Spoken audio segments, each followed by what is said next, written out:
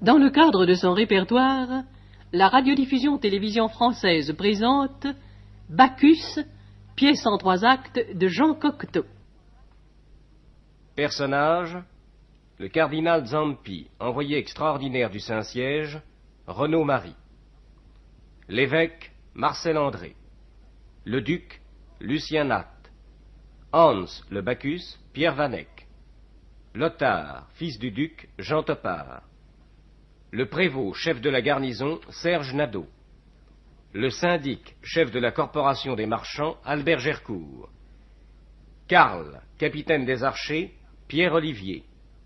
Et Christine, fille du duc, Michel Alpha. Direction artistique, Henri Soubeyran.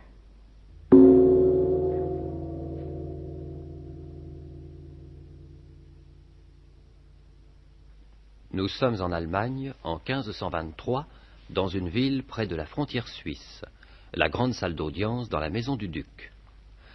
Lothar, fils du duc, est seul dans la pièce. Drapé dans une étoffe rouge, une couronne de pourpre sur la tête, il se regarde dans un miroir. Je t'ai fait peur? Je ne t'avais pas vu entrer. Trop occupé de ta petite personne. Non, mais ma petite personne cherchait une grande glace pour admirer son costume. Comment le trouves-tu? Et il n'est pas fini. Alors, Christine? Je trouve qu'il serait humain de l'achever. Tu es trop spirituelle pour moi. Et toi, trop inconscient. Inconscient? Écoute, Lothar. Où as-tu trouvé ce costume? Dans l'armoire de la chambre d'Ulrich. Et tu n'as pas honte de fouiller dans la chambre d'Ulrich et d'y prendre un costume et de le mettre? Il le faut. La fête des vendanges a lieu demain. Et ce n'est pas toi qui m'achèteras des étoffes. Ni moi, ni ton père. C'est ce que je pense. Lothar, te rends-tu compte que ton frère est mort et que tu portes ce qui nous reste de son costume? Ulrich en serait heureux. Et te rends-tu compte que c'est ce costume de Bacchus qui a causé sa mort? Quoi? Ta seule excuse est que tu étais trop jeune pour qu'on te dise la vérité. Quelle vérité? Ulrich s'est suicidé. Ulrich? Ulrich s'est suicidé à cause de cette abominable fête des vendanges. Tu comprends maintenant ce que représentait pour notre père de te voir inscrit au concours et sous cette dépouille? Ulrich s'est suicidé? Oui, Lothar. Et je vais te dire pourquoi. Prends-en de la graine. Il a voulu être nommé Bacchus. Tu sais, tous les 5 ans, ce que cela représente. Être Dieu et roi pendant 7 jours. Qui ne voudrait tenter l'épreuve? Ensuite, on brûle le costume sur la place et on redevient ce qu'on est. C'est à quoi Ulrich n'a pu se résoudre. Les garçons sans cœur qui nous entourent lui ont parfaitement joué la comédie. On l'idolâtrait. Une fois passé la limite de cette mascarade, ils se sont vengés de ses caprices en le bafouant, en lui rendant la vie impossible. Il a d'abord réagi par des colères, puis par un silence sauvage. Et en fin de compte, épuisé par leur farce méchante, il s'est jeté à l'eau. Notre mère en est morte. Voilà le bilan de la fête des vendanges, en ce qui concerne notre famille. Je ne le savais pas. Je suppose que cette nouvelle te décide à te déshabiller et à remettre ce qui nous reste du costume d'Ulrich dans sa chambre. Il l'y avait caché lui-même. Eh bien non, Christine. Ne fais pas l'imbécile. Non, je vengerai Ulrich en concourant. Et en gagnant le concours. Les autres en crèveront. Et puisque ce rôle donne la toute-puissance, j'emploierai ma semaine à les faire souffrir 1000 morts. Mais ce ne sont plus les mêmes. Les cadets ne valent pas mieux. D'abord, tu n'es ni assez beau ni assez riche pour que le jury te couronne. Je risquerai ma chance. Mais il existe de meilleurs moyens pour venger Ulrich. Lesquels? L'Église lui a refusé les sacrements et la sépulture. J'ai déclaré la guerre à l'Église et à nos amis qui en sont les esclaves. Christine, ne parle pas si fort. Je ne t'en aurais pas ouvert la bouche si je ne connaissais pas tes démarches soi-disant secrètes et tes imprudences. Tu es folle. Écoute-moi bien, Lothar, tu n'as que 16 ans, j'en ai 20, je remplace ta mère. On brûle ici le monde pour un oui, pour un non. Mais Christine... Laisse-moi parler. Tu risques ta vie à la mienne. On t'observe, sois-en sûr. Et en t'observant, on arrivera jusqu'à moi. Mes mobiles ne sont pas les tiens, ils sont graves. Tu ne dois pas me perdre. Personne encore ne me suspecte. Christine, puisque tu as décidé d'être franc, j'ai, moi, quelque chose d'incroyable à te dire. Dis-le vite, père va rentrer. Christine, j'étais hier à une réunion. Je le savais, c'est pourquoi j'évite de m'y rendre. C'était dans une cave de la ville haute et il faisait sombre. Tout à coup, la porte s'est ouverte et j'ai entrevu Lindy. Dépêche-toi. J'ai vu notre père apparaître et disparaître comme un fantôme. Il avait dû m'apercevoir. Tu inventes. Je n'invente pas, je te le jure sur la Bible. Notre père. Notre père. Je n'ai pas interrogé, on n'interroge pas dans nos réunions. Si c'était vrai, je le saurais. Non, Christine. Les chefs s'arrangent pour que nous ne le rencontrions pas. Je ne devais pas me rendre à la séance d'hier. C'était un malentendu qui nous a mis face à face. En admettant qu'il sache, il veut ne pas savoir et il nous demande de jouer le même rôle. Tant qu'il ne nous dira rien, il faut agir comme si cette rencontre était un songe.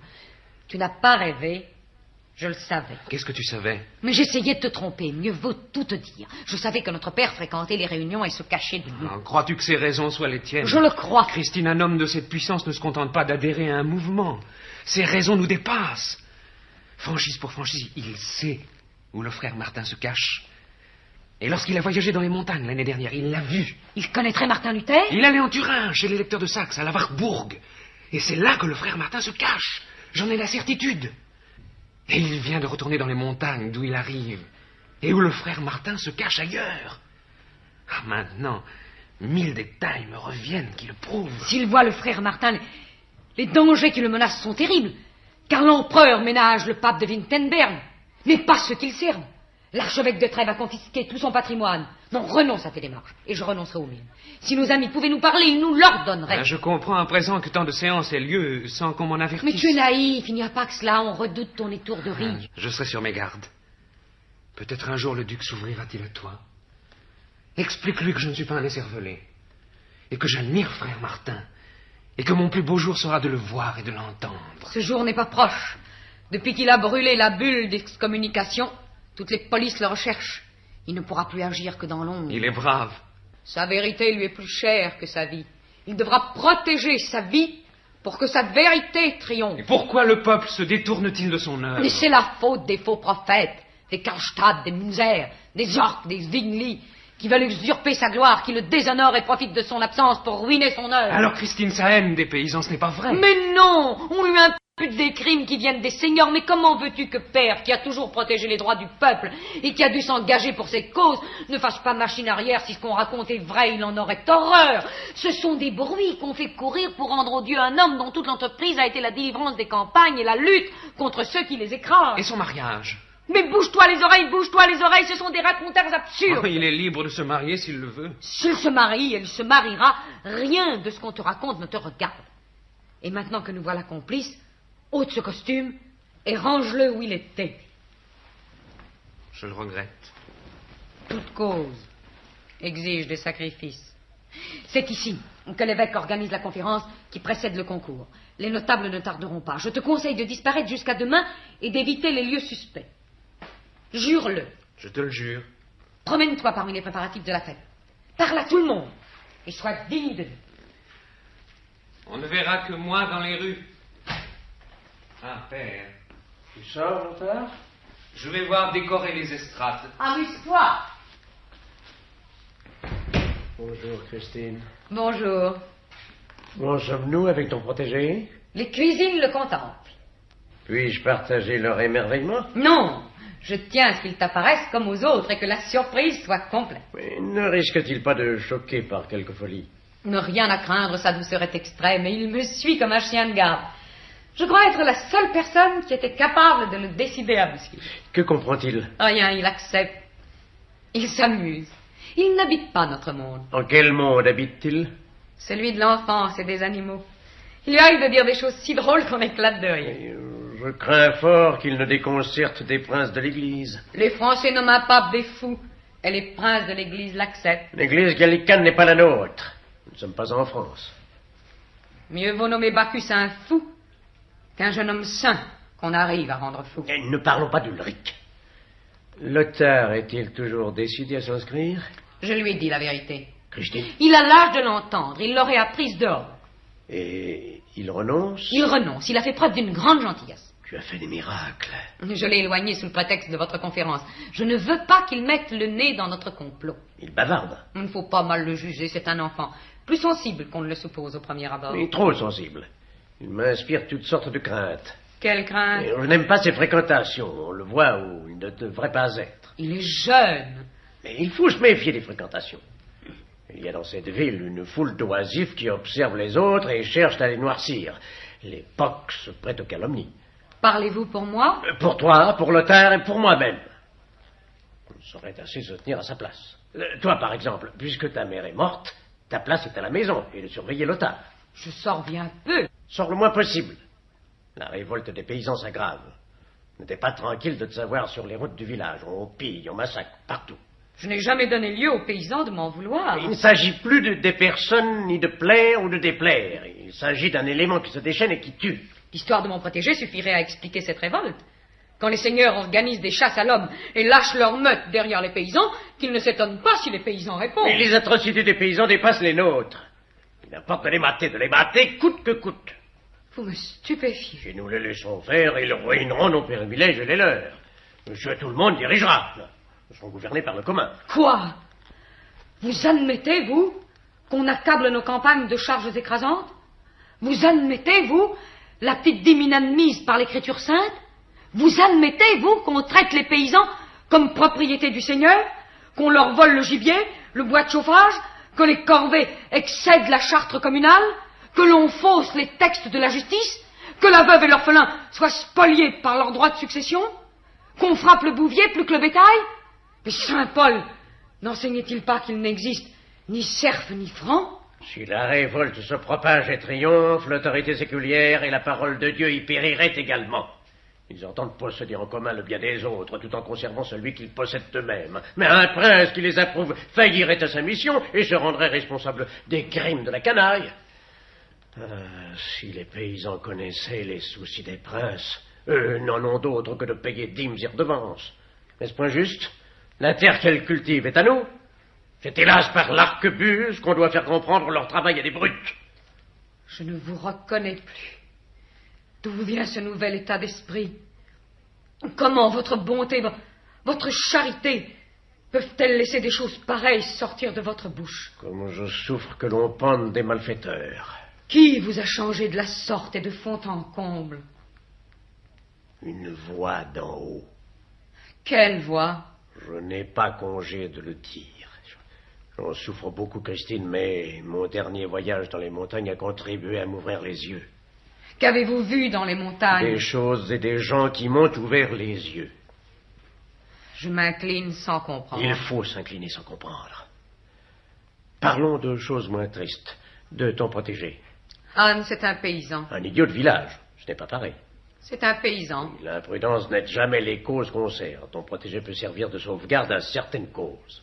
Si je vous comprends bien, vous admettriez, vous, qu'on se serve d'un innocent pour feindre d'appuyer ses frères qu'on massacre. Vous flatteriez d'une main et massacreriez de l'autre. C'est atroce. Christine ne cherche pas à comprendre. Je ne comprends qu'une chose. Si les événements prennent cette tournure, je vous connais, je me connais. Ni vous ni moi ne collaborerons à un crime. Oui, nous vivons un drame où la bonté deviendrait vite bêtise. La bonté bête ne me convient pas. Votre bonté ne sera jamais bête, et trahir ceux qui trahissent n'est pas trahir. Trahir, Christine, c'est trahir. Ce n'est pas trahir que de rebrousser chemin lorsque nos guides se trompent de route. Et s'ils sont nos guides, la route est bonne, et nous devons la suivre. Il est mauvais de parler de ces choses. Elles ne devraient jamais être dites entre nos murs, d'autant moins dites que j'attends du monde et que ce monde arrive. Quel âge a ton Bacchus? 29 ans. Oui, c'est l'âge limite pour s'inscrire. On admet les concurrents jusqu'à 30. Fasse Dieu qu'ils réussissent. Ma mesure est comble. Je m'y emploierai pour l'amour de vous. Fasse Dieu que vos notables et que vos princes de l'Église prennent notre idée en considération et l'approuvent. J'en doute fort. Je vous laisse. Je retourne à mon chef-d'œuvre. Je n'y travaillerai plus avec joie. Un chef-d'œuvre ne donne pas que de la joie à celui qui l'exécute. Tâche de nous rendre le Bacchus irrésistible. Le pauvre est. Il ne se doute guère de l'aventure que nous allons lui faire courir. Et on le brimera. Il en a l'habitude. Bonne chance. Au premier signe, je vous l'amène. Comment la mère envisage-t-elle cet enlèvement? La mère de Hans est une paysanne, mon père. Et les paysans m'aiment parce que je les aime. Pensez-y.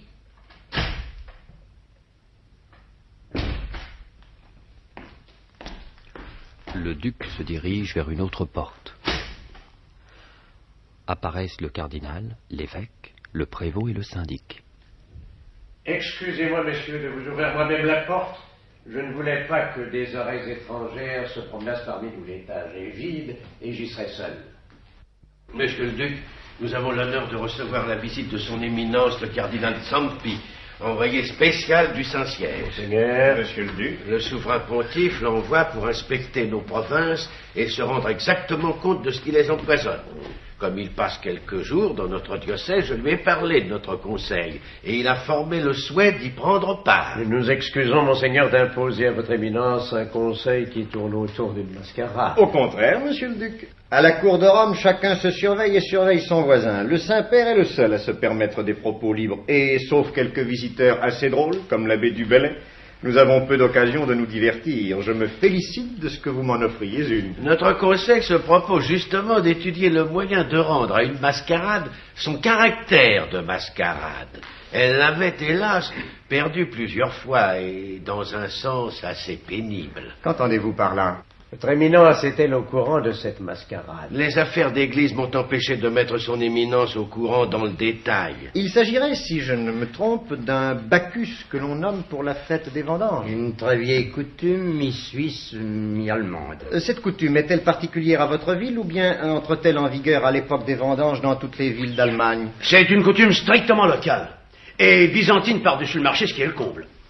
Nos concitoyens en crèvent d'orgueil. Ils s'en font une gloire d'autant plus grande qu'ils ne savent pas d'où elle arrive, et qu'elle passe pour être un privilège spécial accordé à notre ville. Avant la révolte des campagnes, elle attirait une foule de tous les coins du Reich, mais on n'ose plus circuler sur les routes. Il est du reste incroyable que l'Église consacre une fête païenne, et l'Église nous rendrait un fier service en y foutant le feu. Vous pourriez modérer vos expressions en face du cardinal. L'Église est une hiérarchie destinée à régir les consciences. C'est pas à vous, monsieur le prévôt, de critiquer César. Messieurs. Ah, je croyais que notre conseil allait se réunir pour envisager de rompre avec une coutume fort choquante pour la chrétienté. Il suffit. Ne vous inquiétez pas, monsieur le prévôt. Je rapporterai vos paroles au Saint-Siège et je ne doute pas qu'ils n'en prennent bonne note. Ah ben, merci beaucoup. Monsieur le prévôt. Je n'ai pas envie de passer à la casserole. De quelle casserole parlez-vous? Je m'entends. Allons, messieurs. Nous ne sommes pas ici pour des disputes intestines. Je vous présente mes excuses, monseigneur. Monsieur le prévôt a toujours été un peu vif. Vif, je suis et veux rester vif. Je ne tiens pas à ce qu'on me brûle auprès du Saint-Siège. On sait où ces choses-là commencent, on ne sait pas où elles finissent. On le sait fort bien. Je suppose que vous ne mettez pas en doute la clairvoyance des tribunaux ecclésiastiques. Oh, Dieu m'en garde. Les dieux sont morts, vive les dieux. Monsieur le prévôt, vous êtes incorrigible. Croyez que nous ne tolérons pas plus ce qui est grec que ce qui est hébraïque. Je n'ignore pas qu'on a découvert une nouvelle langue qui s'appelle grec, et que le livre en langue grecque, appelé Nouveau Testament, enfante l'hérésie. Qu'on y rencontre que ronces et vipères, et qu'il en va de même pour le livre appelé Ancien Testament, puisque ceux qui lisent la langue hébraïque deviennent juifs. L'archevêque électeur de Mayence nous a du reste déclaré l'année dernière, à la diète d'Augsbourg, que la Bible est écrite contre notre foi et contre notre sacerdoce. Je ne doute pas que son éminence n'approuve ces paroles. Ceci dit, j'estime qu'il est inutile d'élargir le débat et qu'il est indispensable d'éclairer le cardinal Zampi sur les véritables motifs de cette conférence. Bravo.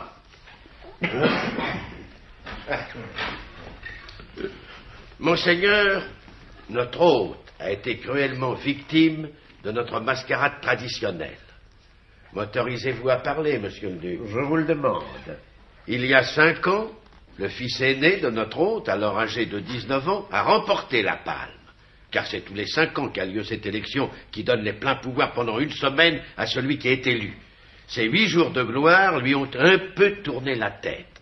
Le 7e jour, la jeunesse et, l'avouerai-je à ma honte, nous-mêmes, avons eu la sottise de moquer une petite crise d'orgueil fort excusable à cet âge.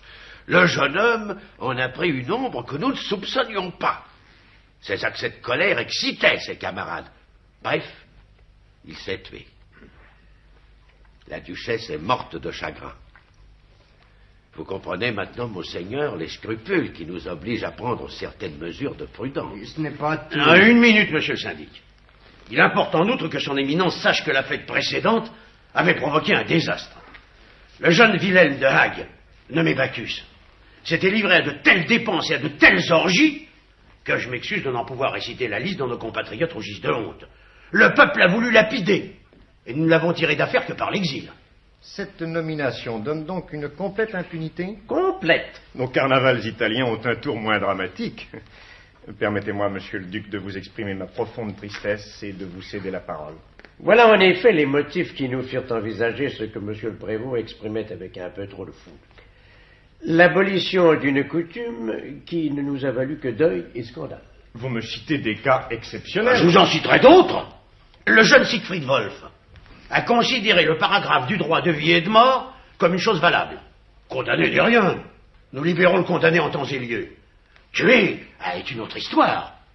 Il a tué? Hélas, oui, monseigneur, et tuer un ennemi personnel contre lequel il n'osait s'en prendre avant que la coutume ne lui en procurât le prétexte. Diable. C'est le mot juste. Il semble que le diable s'en mêle. Il est bien tard pour prendre des mesures catégoriques et pour que j'en réfère en haut lieu. Votre fête n'est-elle pas pour demain? La ville est pleine d'estrades et d'oriflammes. L'Église peut ce qu'elle veut. Je n'ai point d'ordre. D'autre part, le Saint-Père, ignorant vos alertes, approuve beaucoup les mascarades de Rome, de Florence, de Bergame, de Venise. Ces mascarades empêchent le peuple de penser lorsqu'il se délasse. Un homme qui pense est notre ennemi. C'est l'opinion du Saint-Siège. Il est de notre devoir, mon cher prévôt, de rappeler à monsieur le duc et à notre évêque que l'empereur ne plaisante pas avec cette plaisanterie.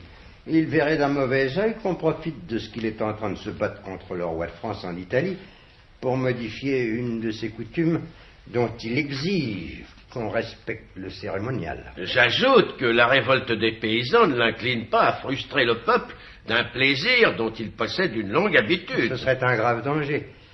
Pendant ces 8 jours, le peuple dépense ce qu'il gagne. C'est en quelque sorte une manière convenable de rentrer dans nos fonds et de soulager le budget. Passons. Je croyais que, dans sa haute sagesse, le Saint-Père avait allégé les charges du clergé par la vente des indulgences. Eh ben... Parlez. Le système des indulgences, monseigneur, n'est plus très populaire chez nous. Le peuple estime que Rome nous saigne et que nous sommes sa vache à lait.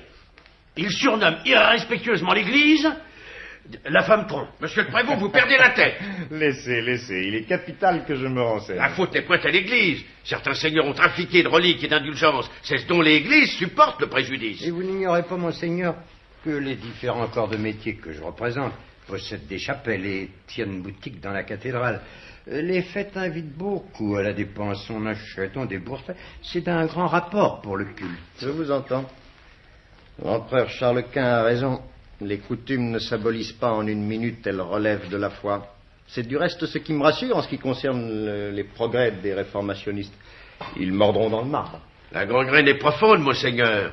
Même ensuite, Zwingli travaille. Ce Zwingli n'est pas à craindre, c'est un poète. Du reste, les anabaptistes s'en chargeront. Laissez-les faire la besogne. Ils baptiseront Zwingli à leur manière, la tête la première dans quelques lacs. L'Église est une. Vos loups s'entre-dévorent. Ils appellent Rome la Louve. Nous savons tout cela et l'appui que le prince Philippe donne aux hérétiques. Il arrive à notre Saint-Père de rire des insultes, il est hors d'atteinte. Mais si les choses s'enveniment, sa sainteté me charge de voir quel serait le remède. C'est le but de mon voyage. Hélas, les choses prennent mauvaise tournure. Bien qu'il y ait de la détente depuis que le frère Martin trouve asile chez les seigneurs, qui craignent le partage des terres et le cachent sur leurs montagnes. On soupçonne l'électeur Frédéric de l'escamoter en Thuringe. Votre éminence en sait aussi long et peut-être plus long que nous. Je résume, l'antéchrist, qui traite le peuple d'antéchrist, ne croit qu'au diable et enseigne que les évangélistes ne donnent jamais le Christ comme fils de Dieu. Il hait le peuple parce que le peuple commence à suivre ses adeptes et que ses adeptes le contredisent. Il traite les paysans d'énergumènes et veut qu'on les égorge.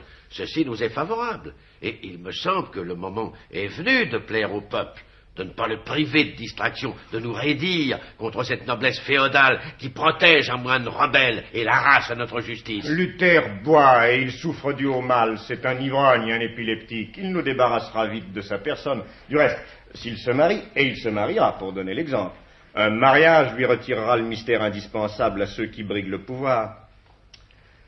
Nous aurons plus de fil à retordre en Flandre et en Suède, et avec le philosophe de Rotterdam. On me rapporte qu'en France, un abbé Cauvin ou Calvus ou Calvin s'agite à son tour. Le roi François Ier le supporte, il s'en amuse.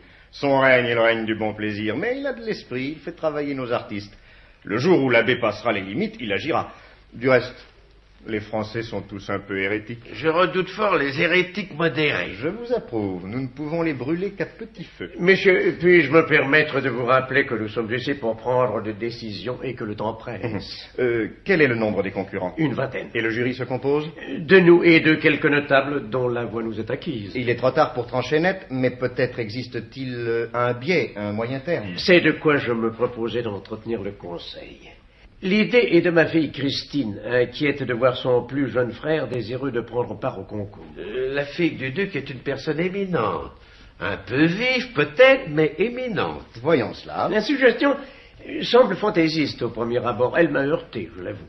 Mais à la longue, je l'ai trouvée valable. Voilà. Il existe au village le plus proche de la ville un idiot. Il en existe beaucoup. Même dans les villes. Je sais de qui parle notre hôte. Il s'agirait, si je ne me trompe, d'un de ces faibles d'esprit que les villages tiennent en grande estime. Exact. Un grand nombre de nos villageois professent ce culte. Excusez-moi, monseigneur, cette superstition. L'Italie n'en est pas indemne. Elle se partage entre le respect des idiots de village et la peur du mauvais œil. Et cet idiot est, ma fille l'affirme, de belles figures et de belles carcasses. Il se nomme Hans. Et il n'a plus que sa mère, une paysanne. Je ne me trompais pas. Mais ce n'est pas un idiot de naissance. Il l'est devenu. Devenu à la suite d'un incident fâcheux. Lequel? La parole est à monsieur le prévôt. Nos jeunes seigneurs ont trouvé fort drôle pendant une chasse de le traquer comme un animal et de lancer leur meute à ses trousses. Est-ce possible? Ce n'est hélas que trop vrai. Voilà les jeux de cette jeunesse à la mode, et dont la pire des modes est de courtiser la réforme. Eh oui, les uns par esprit de contradiction vis-à-vis de leur famille, les autres parce que les familles se convertissent en cachette. Qu'est-ce donc qui pousse leur famille à l'hérésie? La poche. Elles craignent que l'or du Nouveau Monde ne les dépasse et ne les dépossède, que la banque fugère d'Augsbourg ne favorise plus que la noblesse féodale. Bref, elles se voient déjà dépouillées de leurs privilèges et condamnées à la petite bourse. Et les chefs de ces familles, qu'espèrent-ils des réformationnistes? Le peuple marchait. Ils ont voulu flatter le peuple. Et voilà que le peuple se révolte et que le frère Martin l'égorge. Le frère Martin tourne kazakh. Il n'a pas le choix. La vérité ne règne qu'à la longue. L'imposture nécessite des résultats immédiats, pas de résultats immédiats sans argent. Messieurs, nous nous égarons. Et voilà bien le portrait de notre époque. On ne parle que de la réforme. C'est bien de l'honneur que vous lui faites. Il existe, Dieu merci, d'autres sujets. Celui, par exemple, qui nous rassemble et auquel je propose de nous en tenir. Pardon, monsieur le duc. La réforme joue son rôle dans notre affaire. Il est à craindre que les sociétés secrètes s'en mêlent, ne nous poussent entre les jambes à Bacchus de leur bord et n'en profitent pour agir sur les esprits sous prétexte de mascarade. Mon cher syndic, il importe en effet de se méfier des masques. Ils sont nombreux ici, mais ce danger n'entre pas en ligne de compte. Nous sommes 4 sur 12. 2 autres voix nous sont acquises, ça fait 6. Reste une voix pour nous rendre majoritaires. Je m'étonnerais que la présence fortuite et sainte du cardinal n'inspire des craintes aux plus effrontés de nos édiles et qu'ils ne redoutent de se montrer à découvert. Le jeu n'en vaut pas la chandelle. La cause est donc entendue.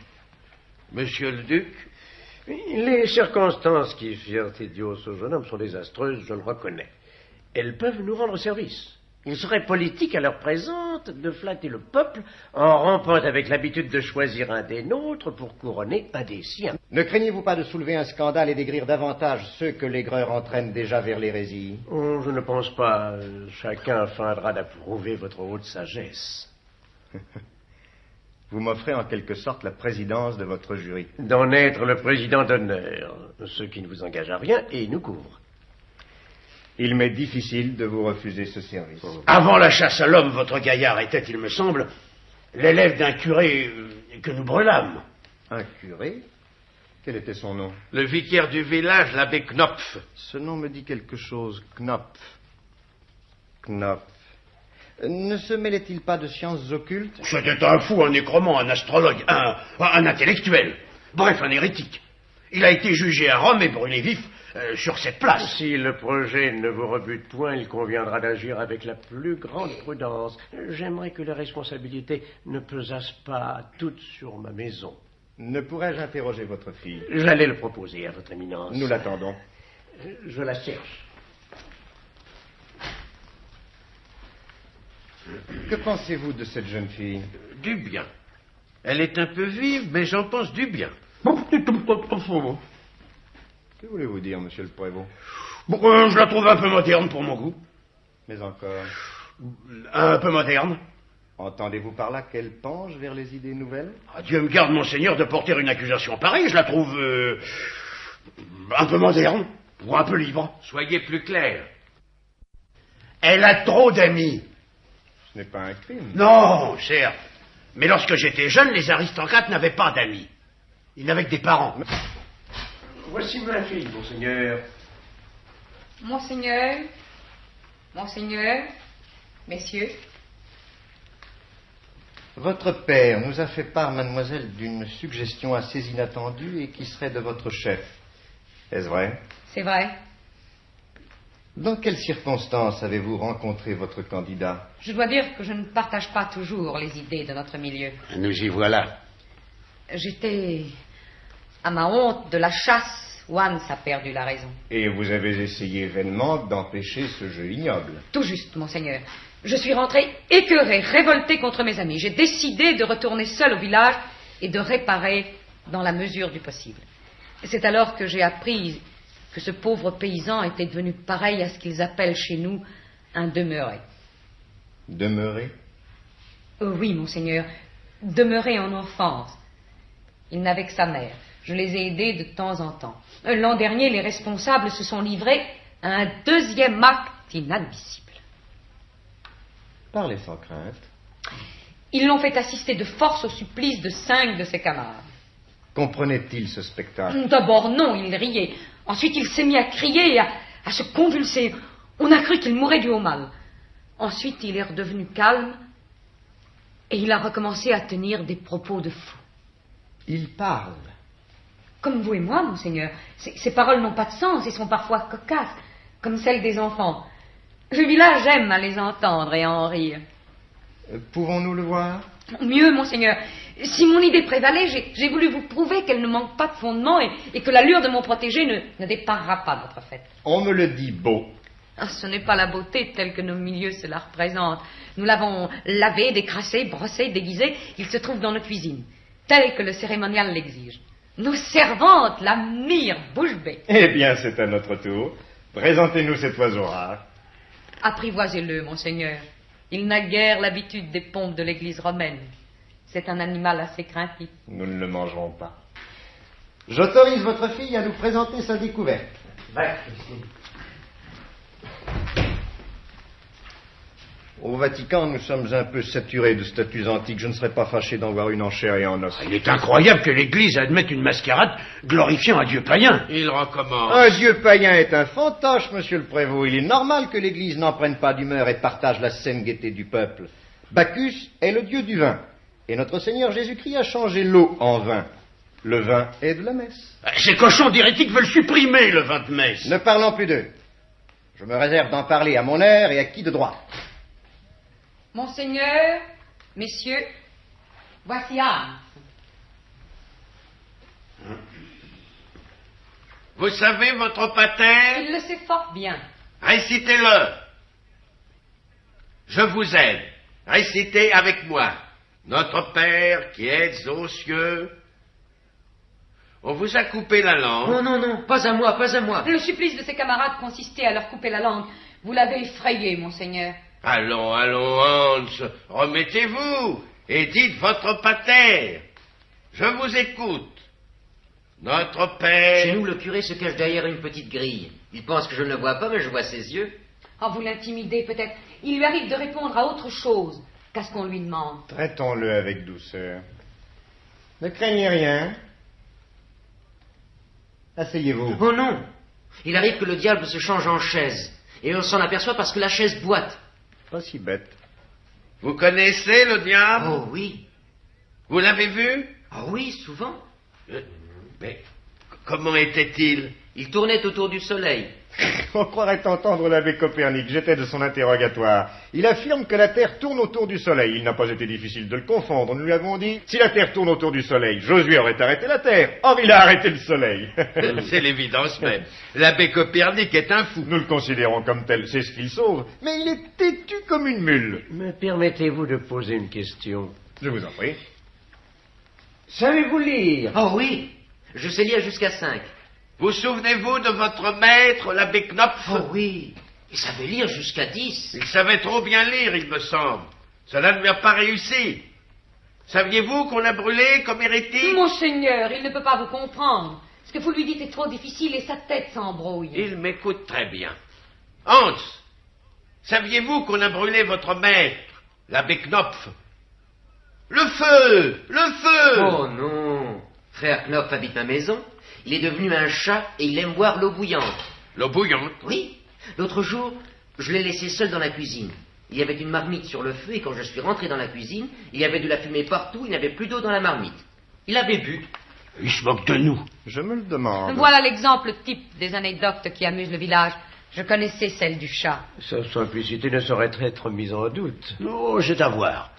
J'ai des bons hommes qui font les idiots pour être exemptés de service.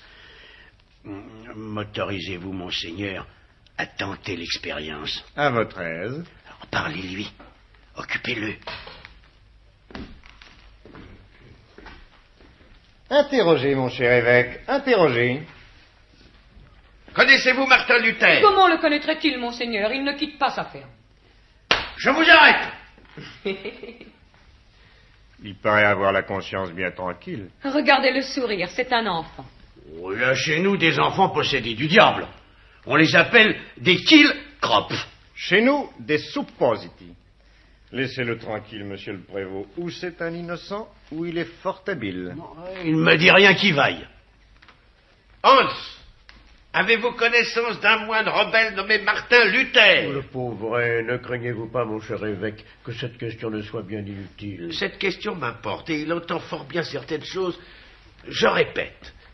Avez-vous connaissance d'un moine rebelle nommé Martin Luther? Oh oui, c'est le diable. Bien répondu.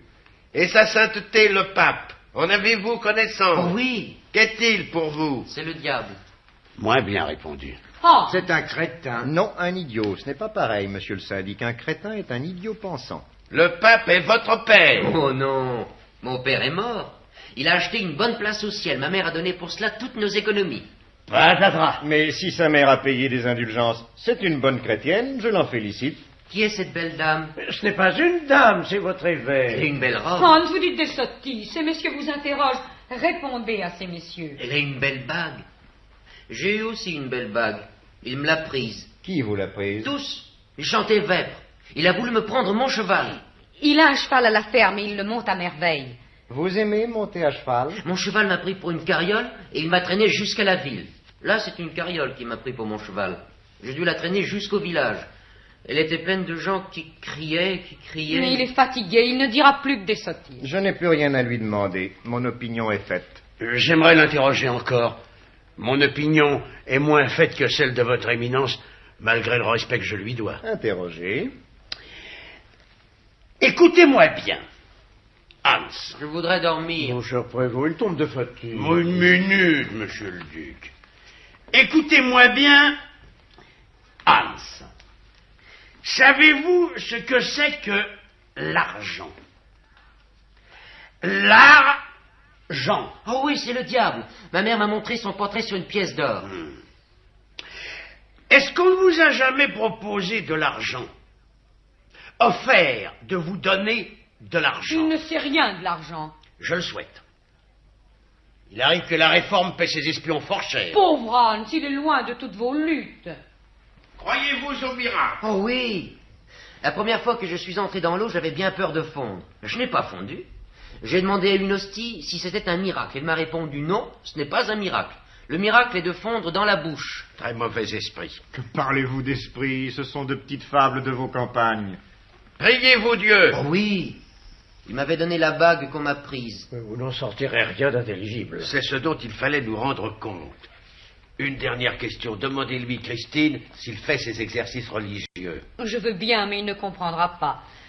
Hans, monseigneur l'évêque voudrait savoir si vous faites vos exercices religieux. Si vous allez à la messe. Il va toujours à la messe. Qui ça, il? Ah, c'est de lui qu'il parle. Il parle souvent de lui comme d'une autre personne. J'aimerais mieux un idiot muet. C'est certes préférable, mais fort rare. J'ai bien sommeil. Vous dormirez. Eh bien, avant d'aller dormir, Et comme un enfant sage, vous ne refuserez pas de dire votre pater. Je crains qu'il ne puisse vous suivre. On pourrait le dispenser du pater. Essayons tout de même. Cela n'ajoutera rien à notre expérience. Notre Père qui êtes aux cieux, que votre nom soit sanctifié, que votre règne arrive. Règne arrive. Le voilà en route. Que votre volonté soit faite sur la terre comme au ciel. Donnez-nous aujourd'hui notre pain de chaque jour. Chaque jour. Pardonnez-nous nos offenses comme nous pardonnons à ceux qui nous ont offensés. Ça, c'est le moins commode dans notre sale époque. Oui, monsieur le prévôt. Oui. Ne nous laissez pas succomber à la tentation et délivrez-nous du mal, ainsi soit-il. Si soit-il. Il paraît avoir mémoire de son pater. Bien peu. Mais s'il avait mémoire de son pater, il l'aurait du reste, et il est préférable qu'il ne se souvienne pas de ce que son maître lui a, je suppose, appris. Emmène-le, Christine, et qu'il dorme. Pourra-t-il prétendre à concourir? C'est ce que nous allons débattre tous ensemble. Bonsoir, jeune homme. Bonsoir, madame. Il y tient, hein? Monsieur le prévôt, je ne trouve pas ce manque de respect commis. Mon cher évêque, ce n'est pas manque de respect, mais manque de sommeil. Il dort debout. Excusez-le, monseigneur, je vous en débarrasse. Allons, Hans, vous êtes stupide.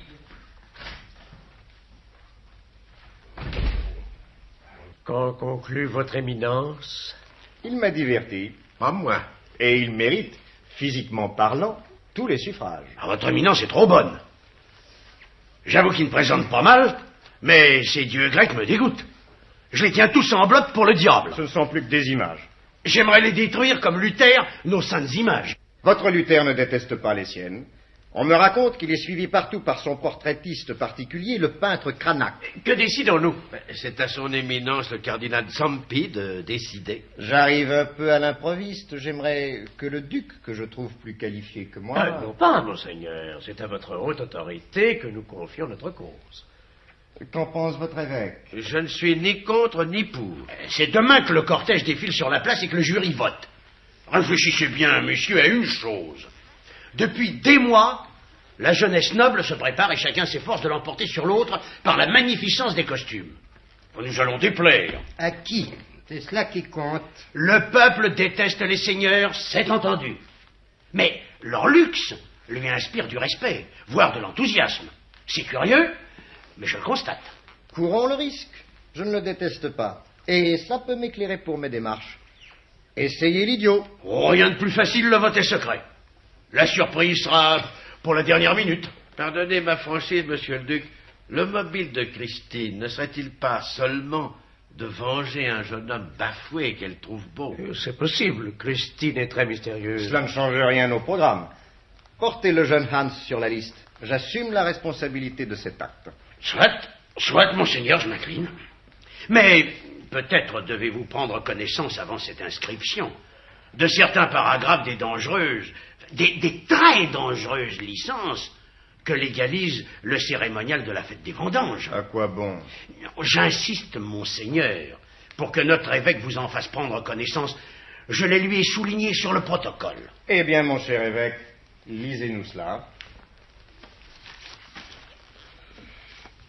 Paragraphe 11. Les privilèges de Bacchus joueront du dimanche midi au midi du suivant dimanche. Paragraphe 12. Ce dernier dimanche, on brûlera en place publique une effigie du Bacchus portant son costume de concours. C'est la seule différence avec le rite byzantin. On immolait l'élu en personne. Paragraphe 13. Le Bacchus choisira la demeure qui lui convient.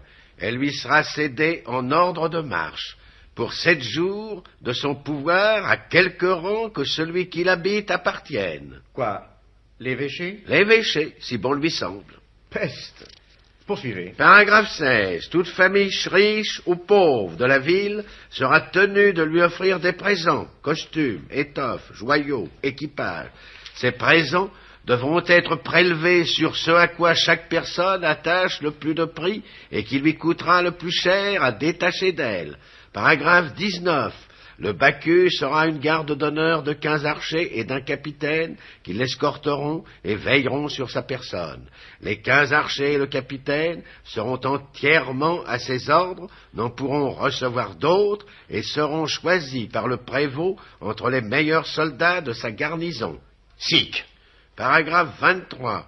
Chacun sans distinction de titre ni de grade s'inclinera devant sa personne et l'appellera Monseigneur. Ses parents le serviront à genoux. Paragraphe 28. Le Bacchus aura droit de vie et de mort sur ses concitoyens. Paragraphe 30. Le Bacchus aura le droit de pénétrer à cheval dans les églises, même pendant l'exercice du culte. Paragraphe 35. Le Bacchus aura droit... 2 jours plus tard, la grande salle d'audience, le duc, le prévôt, Lothar. Comment les choses se sont-elles produites? Depuis hier, je n'obtiens que des renseignements contradictoires ou des leçons apprises. Raconte tout au prévôt comme tu me l'as raconté, Lothar. Je vous raconterai les choses en détail, mais je regrette de pouvoir vous les raconter. Et pourquoi? Je veux dire que je regrette d'avoir suivi cette bande infecte. Combien étiez-vous? Une vingtaine. Et nous avions beaucoup bu. Presque tous étaient des candidats refusés au concours. Vous imaginez sans peine leur état d'esprit. Ils avaient saoulé Hans et le traitaient avec un respect moqueur, l'accablant de politesse insultante. Il s'agissait de le reconduire à la maison, parce que c'est l'usage. Et que sa maison étant une pauvre ferme, ils y voyaient 1000 prétextes à le rendre ridicule. C'est en arrivant près de la ferme qu'ils l'ont jeté à l'eau. Et il portait encore son costume? Oui, mais en loques. Il a nagé, il est sorti de l'eau, et comme le fils du comte menaçait de l'y jeter une seconde fois, il l'a empoigné et il l'a poussé. Vous connaissez le garçon, il n'est pas très solide, il avait bu et mangé comme un porc. Nous l'avons vu se débattre, couler, remonter à la surface, recouler, et le temps de le sortir de là, il n'y avait plus rien à faire. Ce n'est donc pas un meurtre. Le jeune Hans était en cas de légitime défense et il agissait presque par jeu. Il n'agissait pas par jeu, mais ce n'est pas un meurtre. Ah, ce n'est, hélas, pas ainsi que nos familles nobles l'entendent. La preuve est facile à établir. Et non, non, vos camarades ont forgé une histoire qui ne ressemble pas à la vôtre. Des paysans étaient témoins. Leur témoignage ne pèse pas lourd dans la balance. Voyons la suite. La bande voulait se ruer sur Hans. Mais la bravoure ne les étouffe pas. Ils craignaient de s'attaquer à un personnage que votre protocole met hors d'atteinte. On a porté le mort à la ferme. C'est là que la surprise nous a cloués sur place. Et qui était à la ferme? Sa mère, les paysans qui l'attendaient et la bande. On cherchait à ranimer le cadavre. C'est alors que nous avons entendu Hans crier d'une voix terrible que cela vous serve de leçon. Sa mère se doutait-elle de quelque chose? Sûrement pas, elle est tombée à genoux croyant à un miracle. Et avez-vous tout de suite compris qu'il n'était pas un idiot, qu'il simulait? Ou bien avez-vous cru que la scène de la rivière, que le saisissement, que le choc lui avait rendu la raison qu'une scène analogue et déplorable lui avait enlevé il y a 10 ans? Nous avons compris tout de suite qu'il simulait. Et il n'a pas été loin de nous l'apprendre. Il a dit « J'ai retrouvé la raison en voyant torturer mes amis. Je savais que d'être un idiot était ma seule sauvegarde, j'ai décidé de continuer à l'être. J'ai observé, j'ai étudié en silence. Le hasard m'a placé dans un rôle qui me permet de parler et d'agir, j'en profiterai. Soyez prévenus. » Il avait quelque chose de royal en prononçant ces paroles. C'est invraisemblable. Nos braves crevaient de peur et ils ont emmené la victime et quitté la ferme lâchement avec des saluts jusqu'à terre. Ce n'est pas ce qu'il raconte. Qu'est-ce qu'il raconte? Que l'idiot était un imposteur, qu'il avait joué ce rôle pour participer à une intrigue à laquelle, je le déplore, on mêle votre fille Christine et votre maison. Voilà une histoire bien désagréable. Ce qui n'a pas empêché cette aimable bande de se plier aux usages, d'aller chercher Hans le lendemain en grande pompe avec les 12 archers de sa garde et de l'amener ici puisque tel était son bon plaisir. Il est dommage qu'il ait choisi votre maison. Il n'en connaît pas d'autre. Et par-dessus le marché qu'il vous y tolère. Le mieux aurait été de vous mettre à la porte de chez vous. Il vous serait plus facile de vous défendre. Me défendre? Mais est-ce vraiment si grave? Monsieur le duc, vous connaissez notre ville. Elle est pleine d'intrigues. En favorisant l'élection d'un Bacchus inattendu, vous avez renversé une vieille coutume, une idole. Les jeunes gens montent leur famille, bref, l'opinion ne vous est pas favorable. Ils savent les mobiles douloureux qui m'ont fait adopter le point de vue de Christine. Un point de vue un peu hâtif et un peu léger, je l'avoue. Oh, ils savent. Ils savent ce qui les touche eux, et non ce qui touche les autres. Le premier acte de votre Bacchus n'arrange rien. Est-ce vrai? Si c'est vrai, à mon nez et à ma barbe, il a donné l'ordre d'ouvrir les portes de la prison. Les schnappants que j'y tenais sont libres. Est-il exact qu'il harangue la foule? Il la harangue, et fort bien. Il plaide la bonté, la foule l'acclame. Rien de subversif que je sache. Vous ne trouvez pas subversif qu'on ouvre les portes d'une prison? La franchise me force à dire, monsieur le prévôt, que le type me plaît. et que son comportement m'amuse. Lothar. Que voulez-vous que j'y fasse? Et ce qu'il fait, aucun de nous n'oserait le faire. Dieu veuille qu'il ne se livre pas à de nouvelles extravagances. N'y comptez pas, il m'a l'air de savoir très bien profiter de ses privilèges. Et puisque vous approuvez les actes d'un fou, mon devoir est de vous prévenir qu'il est de très mauvais effet que vous le suiviez dans toutes ses démarches, et qu'on s'en étonne. Mais c'est la jeunesse, monsieur le prévôt. Une mascarade et de l'orage. Il leur plaît qu'on bouscule un peu les habitudes. Bousculer les habitudes en tuant le fils d'une de nos plus grandes familles? Oui, c'est un accident terrible, mais un accident, il n'y a pas meurtre. Ah, méfiez-vous, monsieur le duc. Et si vous avez quelque sympathie pour cet individu, ne l'affichez pas. Ça, c'est le conseil que je vous donne. Entre le cardinal, l'évêque et le syndic. Monsieur le duc, voici du nouveau. Que se passe-t-il? Votre Bacchus est entré à cheval dans l'église. Mais vous lui en avez donné licence. Sans croire qu'il l'oserait. Laisse-nous, Lothar. Et ce n'est pas tout. De sa ceinture, il a cinglé et chassé les marchands des échoppes qui vendent leurs marchandises sous la protection du Saint-Lieu. Le privilège des marchands est formel.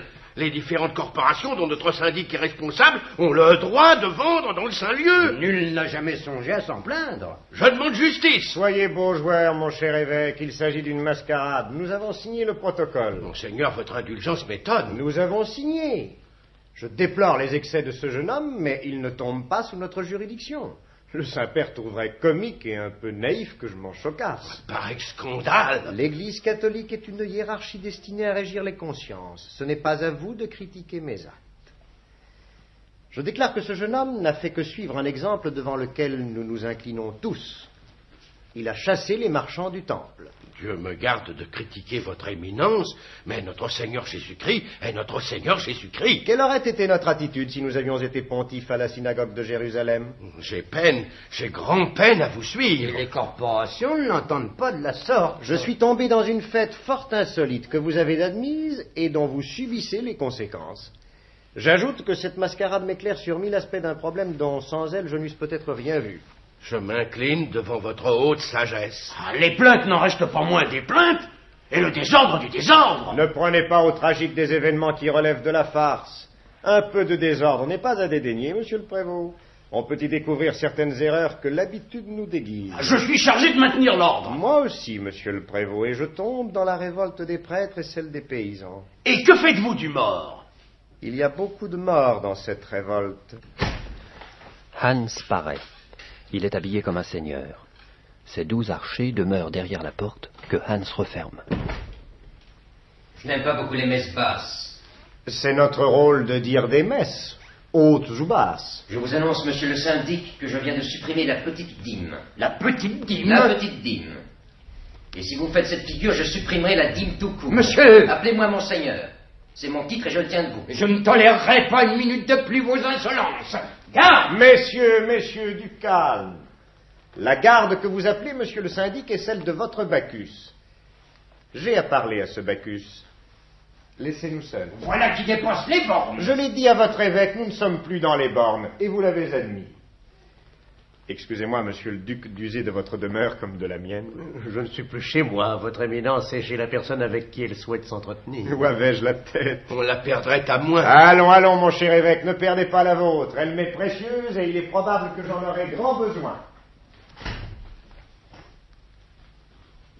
Monsieur le duc, après vous. Je vous en prie, je suis chez moi. Où avais-je la terre? Où nous l'avons tous. Je me croyais chez moi. C'est la faute d'une vieille habitude.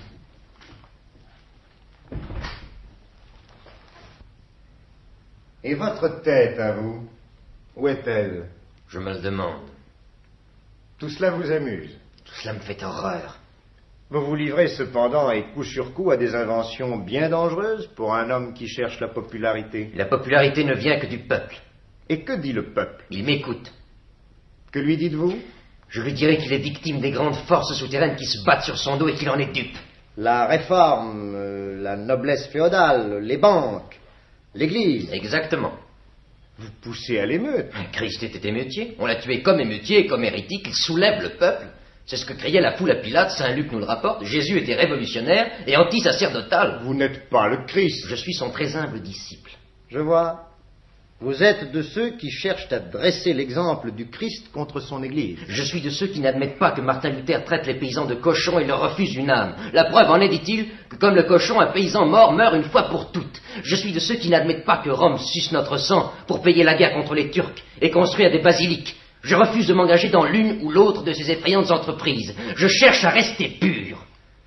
Qu'appelez-vous pureté? La pureté ne s'exprime ni par des actes ni par des paroles. Elle ne relève pas d'un code. C'est la matière dont une âme est faite. Le diable est pur, parce qu'il ne peut faire que le mal. Vous êtes un pauvre paysan. D'où tenez-vous votre science? De mon maître que vous avez brûlé à cause d'elle. Et que vous enseignez votre maître? Que l'humanité se console de n'être rien avec des légendes. Que le royaume de Dieu n'est pas devant nous, mais en nous. Que les miracles sont ce que nous ne savons pas encore. Que les choses ne commencent ni ne finissent. Que nos limites nous interdisent d'admettre l'éternité. Que Dieu ne saurait avoir été créé ni créé. Que le temps n'existe pas et n'est qu'une perspective. Que toute minute est éternelle. Que quelque chose s'est cassé en miettes. Que la terre est une de ces miettes. Que la vermine s'y est mise. Et que c'est nous. Avec des enseignements de ce genre, votre abbé Knopf a dû flamber comme du bois sec. Mais dites, si quelque chose s'est cassé en miettes, c'est que le temps existe. Non, monseigneur. L'éternité est faite de contradictoires qui s'enchevêtrent et s'épousent de telle sorte qu'il nous semble que les choses se produisent au fur et à mesure, et qu'elles peuvent se produire ou ne pas se produire. Mais le Christ l'a dit. Dit? En 2 petites phrases, il a fait outre sa personne 2 cadeaux inestimables aux humains. J'aimerais entendre ces petites phrases de votre bouche. Voici la première. Mon Dieu, pouvez-vous éloigner de moi ce calice? Ce qui veut dire... Pouvez-vous m'éviter l'inévitable?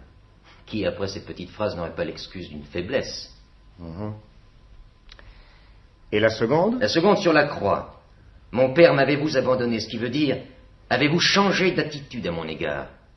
Qui, après cette petite phrase, n'aurait pas l'excuse d'un doute? Car ne me dérangez pas. Monseigneur, le syndic m'a demandé de vous trouver immédiatement. Pourquoi? Un des voleurs que vous avez fait sortir de prison vient de voler une pièce de drap chez un marchand des Chapelles. Ce marchand demande justice. Le syndic demande, lui, ce qu'il doit faire. Pas commode. Qui est le vrai voleur? Celui qui vole le marchand ou celui qui vole la clientèle? Et dans une église? Et le vrai voleur est le marchand. Dites au syndic d'ordonner en mon nom que le voleur garde la pièce de drap et que le marchand vende à moitié prix sa marchandise. Il n'y a pas de mais. Et qu'on surveille l'exécution de cet ordre. Vous venez de vous supprimer 2 électeurs. L'un vous maudira, l'autre vous croira stupide. Le voleur conseillera le vol au voleur, le marchand ameutera la corporation des marchands, le syndic et le prévôt orchestreront le scandale. Je m'en moque. Il est dur d'être dur, mais hélas, la terre est dure. C'est à l'homme de la rendre douce. Elle l'était, elle ne l'est plus par sa faute. Quelle faute? La faute. Si l'homme avait commis une faute, Dieu l'aurait commise, il est responsable de nos actes. Et le libre arbitre? Le libre arbitre est l'alibi de Dieu. Osez-vous prétendre que Dieu feint de nous laisser libres? Si Dieu qui habite hors du temps et l'embrasse dans son ensemble a créé l'homme pour sa perte et pour la nôtre, il est un monstre. Vous insultez Dieu, ma parole. Je ne fais que suivre l'exemple des prophètes. Luther dit, quel prophète n'a pas insulté Dieu? C'est qu'il se croit prophète, ce qui est comique. Je suppose que vous n'allez pas jusque-là. Non, monseigneur. Bien qu'un esprit un peu fou puisse parfois prophétiser sans le savoir. Vous admettez vous-même que les idées de Dieu ne peuvent être les nôtres. Ses desseins sont impénétrables. S'ils sont impénétrables, il est possible qu'il punisse ce que vous nommez le bien et qu'il récompense ce que vous nommez le mal. N'avez-vous pas un peu bu? Bacchus est un dieu que les ivrognes firent à leur image. Votre éminence connaît-elle Dionysos? Votre éminence connaît-elle les dieux grecs? Ma foi, je m'y embrouille, il y en a trop. Il y avait beaucoup de dieux grecs, monseigneur, et pas un incroyant. Il n'y a plus qu'un seul dieu, et beaucoup d'incroyants. Et si je ne m'abuse, vous en êtes un. Moi, monseigneur. Mes compatriotes craignent plus le diable qu'ils ne croient en Dieu. Mon crime est de croire plus en Dieu qu'au diable. C'est très mal vu à notre époque. Dieu nous laisse libres de choisir. Libres? Que faites-vous des épouvantes que ces prêtres dressent en haut et en bas, à gauche et à droite? L'homme ne marche qu'à coups de tribunaux, de punitions et de récompenses. L'homme a fait de Dieu un juge parce que l'homme juge et condamne, mais ne vous y trompez pas. Le frère Martin dit que Dieu est stupide, il ne le dirait pas du diable, il aurait peur. L'élite croit que la méchanceté prouve l'intelligence et que la bonté prouve la bêtise. Le drame est là. Vous dites, l'homme a fait de Dieu un juge. Vous oubliez que Dieu a fait l'homme à son image. L'homme le lui a bien rendu. S'il craignait moins un Dieu cruel, le peuple se tournerait vers lui-même, il retrouverait sa dignité, sa responsabilité d'homme. Il cesserait d'être un bétail qui tremble. Il redeviendrait un homme. Il verserait au compte de Dieu ce qu'il verse au compte du diable, et pour cause. Le ciel triompherait, l'enfer perdrait ses droits. Mais imaginons ensemble l'âge où le bien, le mal, la beauté, la laideur que rien ne désigne encore composent un bloc pur. Un mariage total et sans divorce, un noyau d'où le choix est exclu et partant l'hérésie. Le bloc se casse. L'homme commence. Dieu exige d'être aimé pour lui-même. Il choisira donc la beauté qui consiste à être invisible. La beauté visible deviendra le diable, le prince de ce monde sur lequel il déverse une fabuleuse charge de splendeur. Que les créatures choisissent. Le diable portera ses joyaux, Dieu choisira l'ombre. Il saura désormais qui l'aime et qui se laisse prendre au piège. Je vous choque. Votre genèse m'intéresse. Elle est fort bizarre. Viendra le Christ, le roi de la beauté secrète. Il rendra visible l'invisible. Le visible reste invisible à ceux qui ne savent pas voir, c'est-à-dire à tous. Viendra l'Église, que fait-elle? Un Dieu féroce, un Dieu qui condamne, brûle et se venge. C'était la seule manière de lui rendre quelque prestige, de mettre la beauté du diable en échec. Dieu est bon. Qu'il le prouve. Vous venez de me dire qu'il fallait aimer Dieu sans attendre de lui des preuves d'amour. L'avez-vous dit? C'est-à-dire que j'ai dit... Vous ne savez pas ce que vous dites. Vous parlez à tort et à travers et vous êtes un pédant, comme tous les affranchis de votre espèce. M'avez-vous exposé l'essentiel de votre doctrine? Si j'avais une doctrine, je ne parlerais pas à tort et à travers. Jésus-Christ se contredisait. Il déclarait « Celui qui n'est pas contre vous est pour vous » et il déclarait « Celui qui n'est pas avec moi est contre moi ». La passion et la lutte entraînent à se contredire. Votre doctrine, qui n'en est pas une, n'est guère commode à suivre pour les âmes simples, puisque c'est elle que vous voulez atteindre. L'âme est une même eau que nous contenons tous. Elle change de forme et de couleur selon la couleur et la forme des bouteilles. Les âmes simples ressentent parfaitement ce qui les touche. Elles le devinent mieux qu'une élite qui veut imposer à toutes les bouteilles sa forme et sa couleur. Prétendez-vous ranger dans cette élite les docteurs de la loi? Vos impertinences en reviennent toujours à tourner les paroles du Christ contre ceux qui les enseignent. Dois-je me taire? Pardonnez-moi d'avoir été vif. Nos mascarades italiennes sont plus légères et une mascarade demande qu'on y joue son rôle.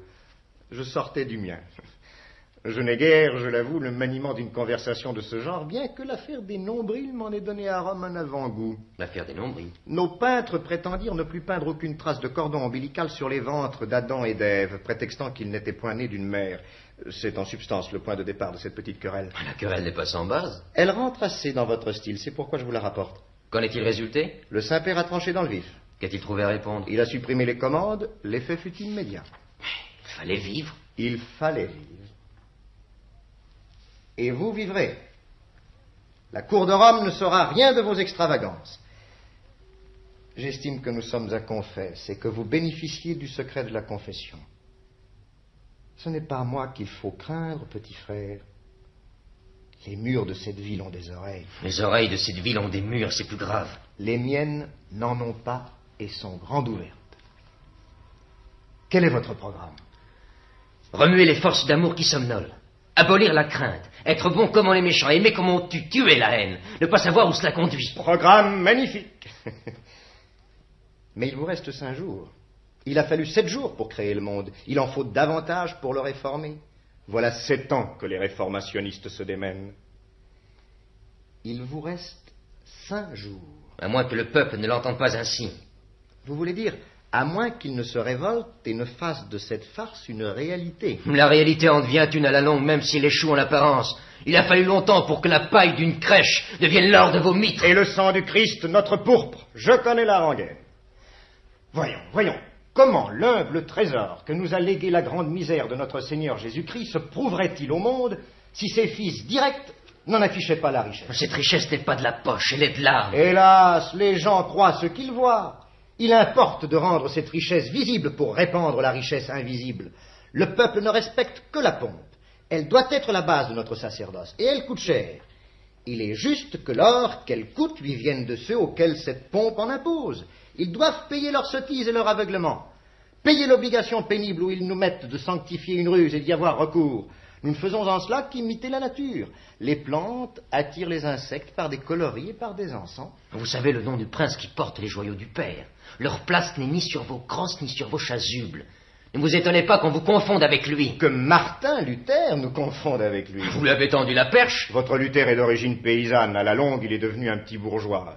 Il veut une église à bon marché. Je vous le répète, le peuple respecte la pompe. Ne vous y trompez pas. Vous devez votre succès à une cérémonie pompeuse et à un costume pompeux. Vous connaissez mal notre peuple. Le peuple est le peuple. Il suivra votre bacchanal. Il se réjouira de la suppression de la dîme et de la baisse des prix. Il s'amusera de vos paroles subversives. Attendez qu'il se réveille, qu'on lui double les taxes, qu'on hausse les prix, qu'il retrouve ses longues oreilles entre les brancards d'une charrette. Nous verrons. Vos actes gratuits peuvent intriguer, surprendre. Ils ne peuvent convaincre. Vous menez trop mal votre barque. Je n'estime que ceux qui mènent mal leur barque. Par votre faute, des cortèges circuleront dans les rues portant des banderoles. À bas le papisme, à bas la dîme, à bas les seigneurs, à bas Luther, à bas, toujours à bas.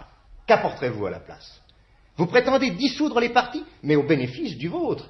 Et ce parti, quel est-il? Je vous le demande. Vous ne le savez même pas. Si je le savais, ce serait un parti et je les réprouve.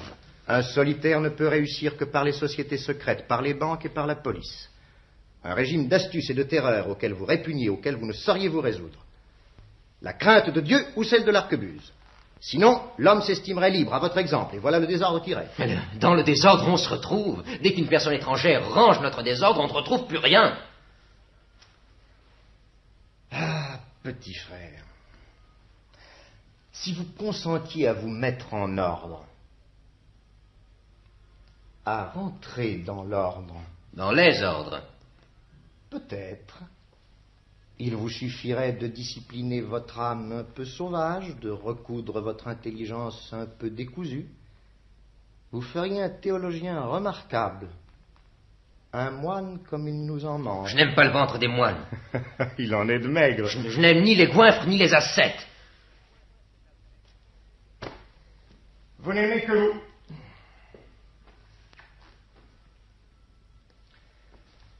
Alors, je ne suis pas un homme. Laissez-moi.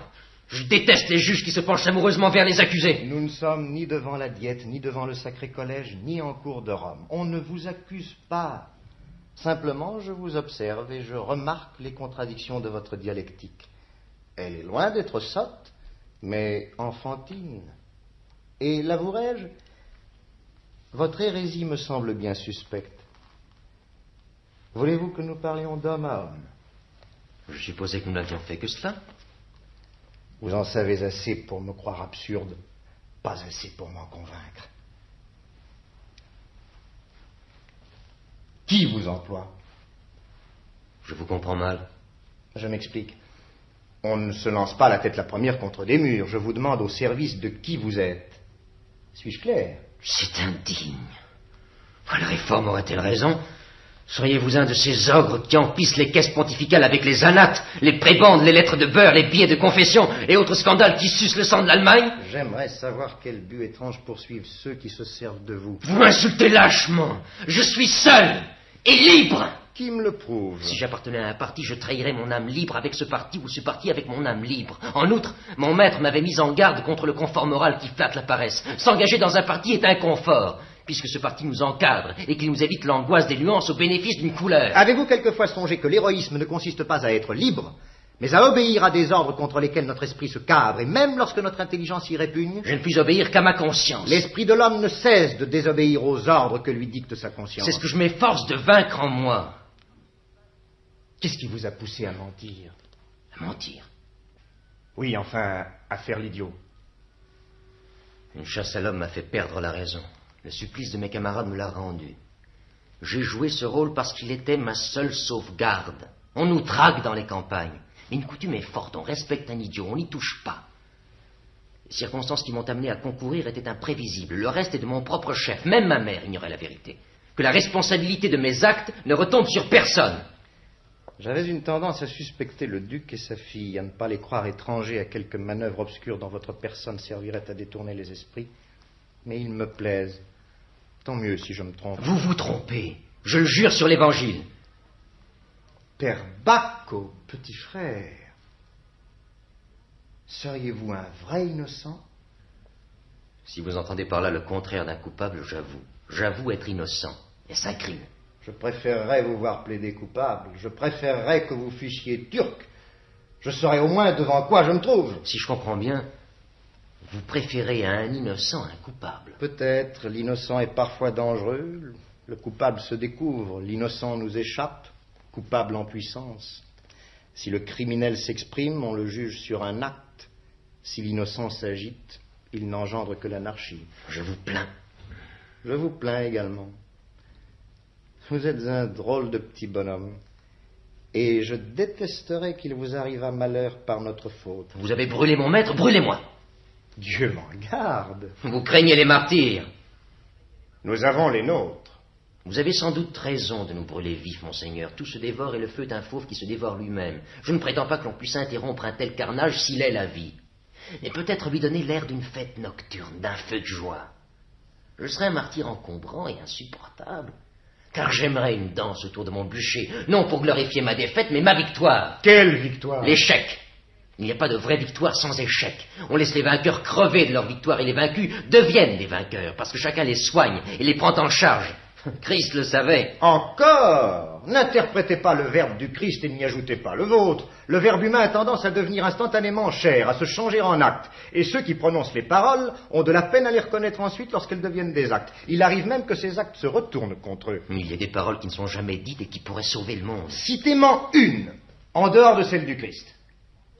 Il faut pour cela que je vous raconte une histoire de la mythologie de l'Hindoustan. Je la tiens de mon maître, il n'en existe pas de plus belle. Aurez-vous la patience de l'entendre? J'adore m'instruire. Elle est courte, la voilà. Un grand prince hindou va mourir. Un archange lui apparaît. Les hindous ont-ils des archanges? Il y en a dans toutes les religions. Continuez. Un archange lui apparaît et lui dit: tu as été un grand prince, tu siégeras parmi nous. Mais tu dois d'abord subir une épreuve. Elle consiste à traverser les enfers. Je serai ton guide. Et il l'emmène. Aux enfers, le prince voit des supplices atroces. Un, entre autres, la tête d'un homme émerge de la boue, son crâne s'ouvre comme un couvercle et du plomb fondu coule sur sa cervelle. Qu'a fait cet homme, demande le prince. Je ne peux le dire, répond l'archange, c'est trop hideux. Et le prince demande: est-ce là un supplice éternel? Éternel. Et ne peut-on rien pour cet homme? Rien. Et le prince insiste: ne peut-on rien pour sauver cet homme? Et l'archange: on pourrait seulement prendre sa place. Alors le prince dit: je prends sa place. Et les enfers éclatent. Il n'y a plus d'enfer.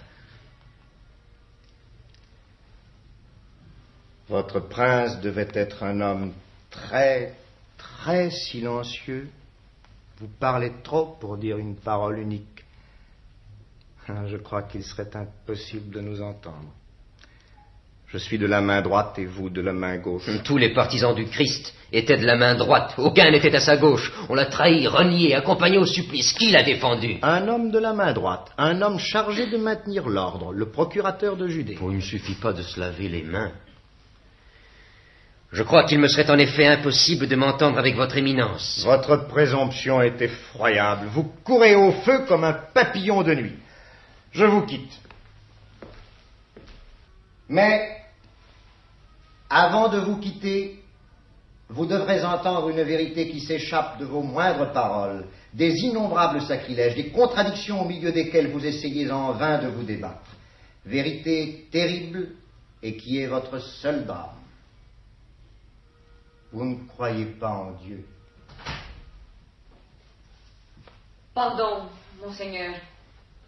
Je sortais, je ne vous savais pas dans cette salle. Entrez, entrez, je sors moi-même. Restez quelques minutes avec ce jeune cheval un peu rétif. Une main de femme risque d'être plus ferme et plus douce que la mienne. Monseigneur. Monseigneur.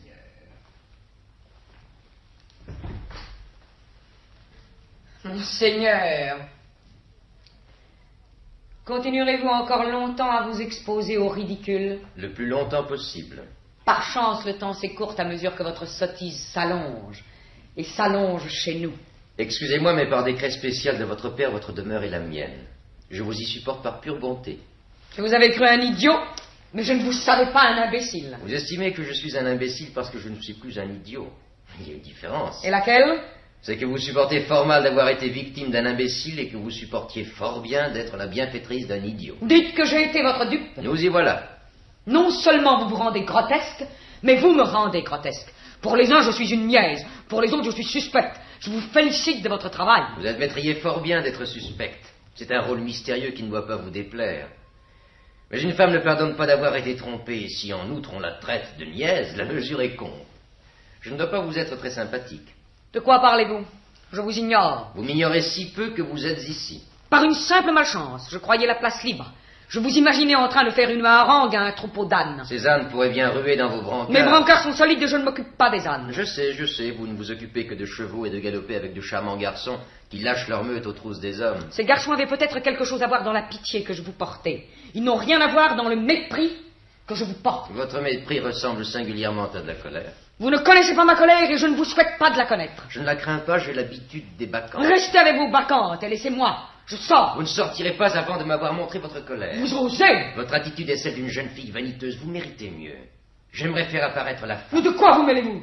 Laissez-moi tranquille et retournez le plus vite possible vers ceux qui vous manœuvrent et qui vous payent. Tiens, vous aussi. Peu m'importe si d'autres s'en aperçoivent. En ce qui me concerne, ma religion est faite.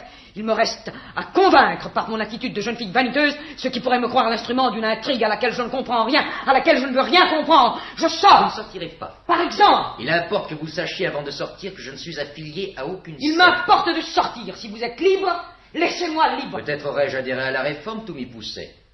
Mais Martin Luther prémédite un mariage qui n'est pas un mariage d'amour, les seuls que j'admets. Vous m'amusez, que c'est un paysan de Martin Luther et de son mariage. Un paysan sait qu'il organise l'extermination de ses frères. Vous inventez. Et là, Luther vous intéresse? Pas le moins du monde. Il m'indigne qu'un paysan parle de ce qu'il ne connaît pas et qu'il se vante. Un paysan. Tiens. Il serait curieux que les circonstances vous dénoncent et jettent un paysan dans une famille qui affecte de les aimer et qui participe en cachette à leur désastre. Qu'osez-vous prétendre? Je me demande si Hans l'idiot ne servait pas de paravent à des intérêts de longue haleine, et dont ceux qui les exploitent se gardent bien de le crier sur les toits. Il vous manquait de calomnier mon père. Sachez qu'il est fort loin de toute votre politique. Il ne trempe dans aucune des discordes qui divisent l'Allemagne. Il ne s'occupe de rien qui ne puisse montrer au grand jour, et Lothar n'est qu'un badaud sans cervelle. Si vous êtes un espion, vous n'apprendrez rien ici qui vous sert. Un espion se tairait et je parle comme dit le cardinal Zampi à tort et à travers. Cela dérange tout le monde dans une ville prudente. Vous me dérangez, moi, c'est ce qui m'importe. Je vous ordonne de me laisser sortir. Ordonne? Vous êtes à mes ordres. Quoi? Vous sortirez si je le veux. La colère monte, Christine. Je vous interdis de m'appeler Christine. La colère monte, elle monte jusqu'à vos hanches. La colère monte et je vous cracherai au visage si vous m'empêchez de sortir. Crachez-moi au visage, c'est un geste de femme.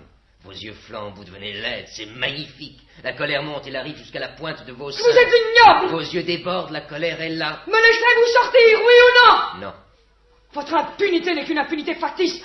On vous lapidera, on vous écorchera, on vous brûlera vite. On ne brûle pas le feu. Et vous êtes le feu. Je suis le feu et vous la glace. Et c'est une belle rencontre et qui fume et qui rage et qui ravage. Et lorsque le fer rouge pénètre la glace, elle crache sa colère comme 1000 chats. Faudra-t-il que j'appelle au secours? Mes archers ne bougeront pas. Vos archers sont les hommes d'armes, ils ne vous obéissent que par jeu. Ils m'obéissent. Ils ne peuvent pas craindre un fantoche. Ce fantoche est un homme à craindre. Je ne vous crains pas.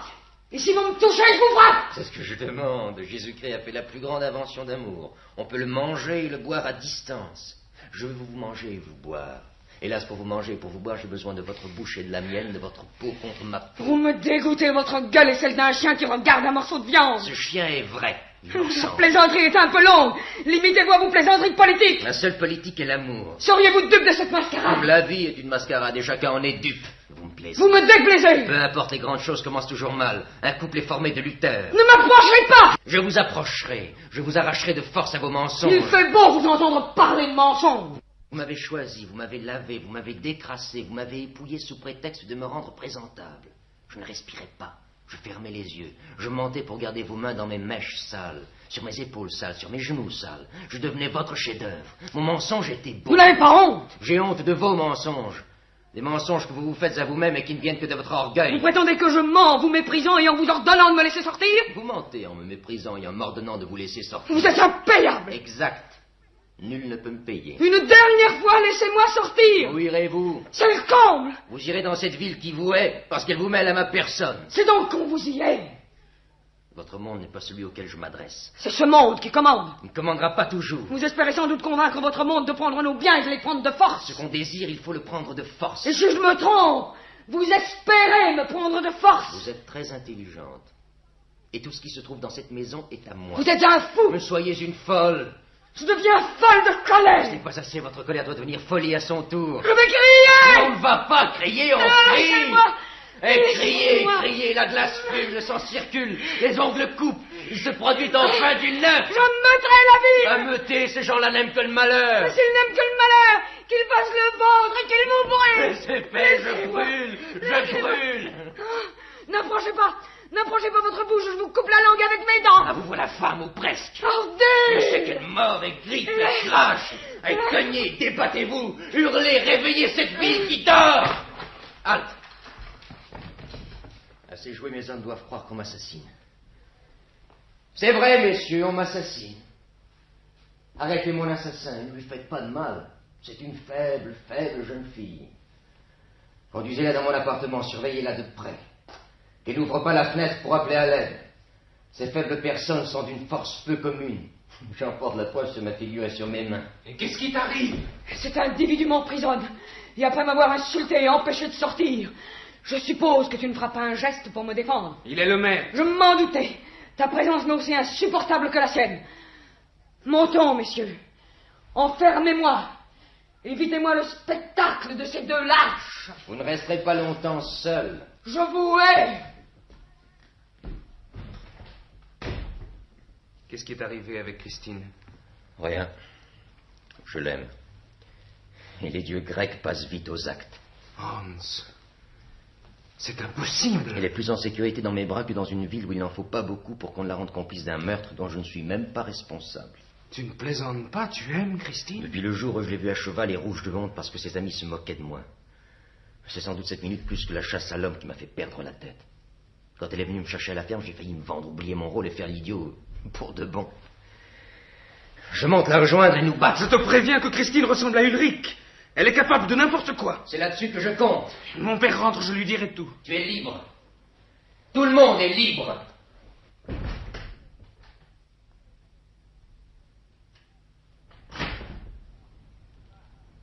Lothar, où est ta sœur?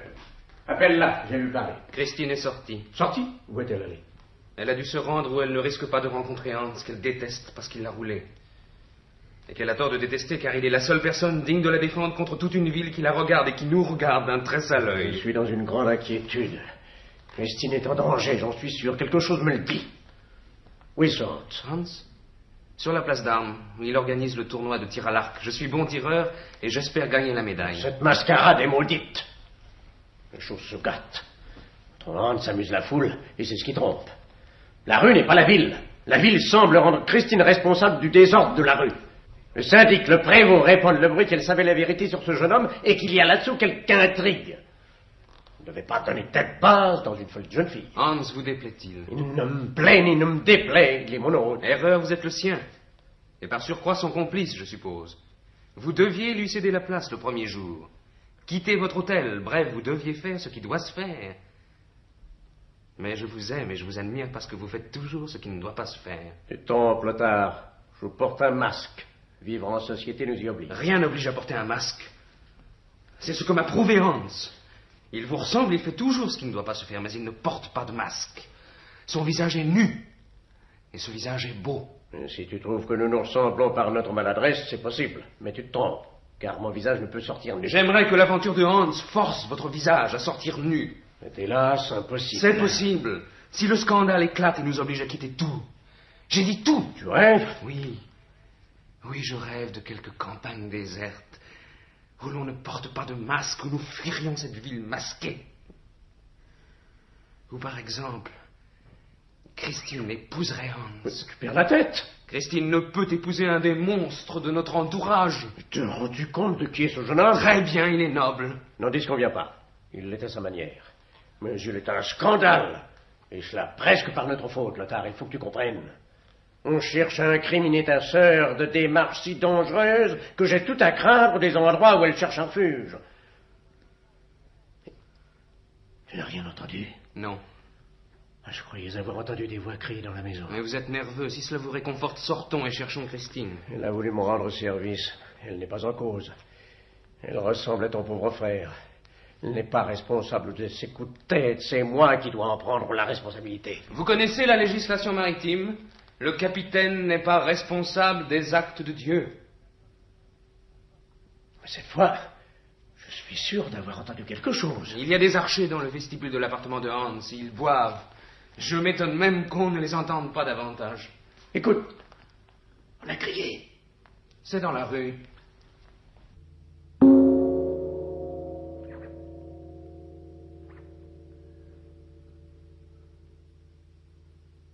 Toujours dans la grande salle d'audience. Par une fenêtre donnant sur un balcon, on aperçoit une place. Au fond, la cathédrale. Le cardinal, l'évêque, le duc, le prévôt et le syndic tiennent conseil. Que voulez-vous, monsieur le duc? Si l'on s'amuse à considérer cette mauvaise farce comme un règne en miniature, la plus grande faute du roi serait l'ordre donné aux troupes de disperser le cortège des funérailles de sa propre victime. Je vous passe les innombrables maladresses commises les unes sur les autres. Et puis, les gens finissent par comprendre que le dégrèvement nous oblige ensuite à doubler les taxes pour combler le déficit, pour reprendre l'équilibre. Bref, d'un dimanche à l'autre, notre Bacchus s'est fait haïr de tous, et même de ceux qui étaient prêts à le croire. Voyez-vous un moyen d'empêcher cette mascarade de prendre une fois de plus un tour dramatique? Si le cardinal n'était pas dans cette maison, elle serait prise d'assaut. Et je ne pourrais rien contre. Voilà où nous en sommes, c'est l'état de siège. Mais ce qui m'étonne, c'est cette place vide et ce silence. Ce silence est plus que du silence, monsieur le duc. Écoutez-le bien. C'est un drôle de silence. Pareil à celui des chasseurs qui sont à l'affût et qui attendent. Combien ont-ils d'hommes? La jeunesse bourgeoise, les jeunes gens nobles et pas mal de volontaires du peuple sont en armes. Ils ont celles qu'on distribue pour défendre la ville contre les campagnes. Mais on ne voit personne. Je vous le répète, le seul respect de son éminence et de la cathédrale nous donne le change. Ils ne se montrent pas, c'est pire. Ils occupent toutes les rues voisines. Et dans les maisons, les familles se taisent par groupes, les yeux fixés sur les aiguilles des horloges. Ils attendent. Ils attendent la minute délicieuse où l'on se venge en ne risquant plus rien. L'homme est ainsi fait, monseigneur. Qui pouvons-nous? Et la garnison? Elle est impuissante contre l'état de siège. Impuissante par le nombre et parce que dans cette sale histoire, mes hommes sont mous. Il ne faut pas qu'on me berne. Avez-vous parlé à vos collègues, monsieur le syndic? Que voulez-vous que je leur dise? On me huerait. Toute cette charmante histoire se solde par des pertes et par des brimades. C'est terrible. Oui, c'est terrible. Car sur cette place vide, il y a un bûcher qui n'y est pas venu tout seul. On y a travaillé en silence toute la nuit.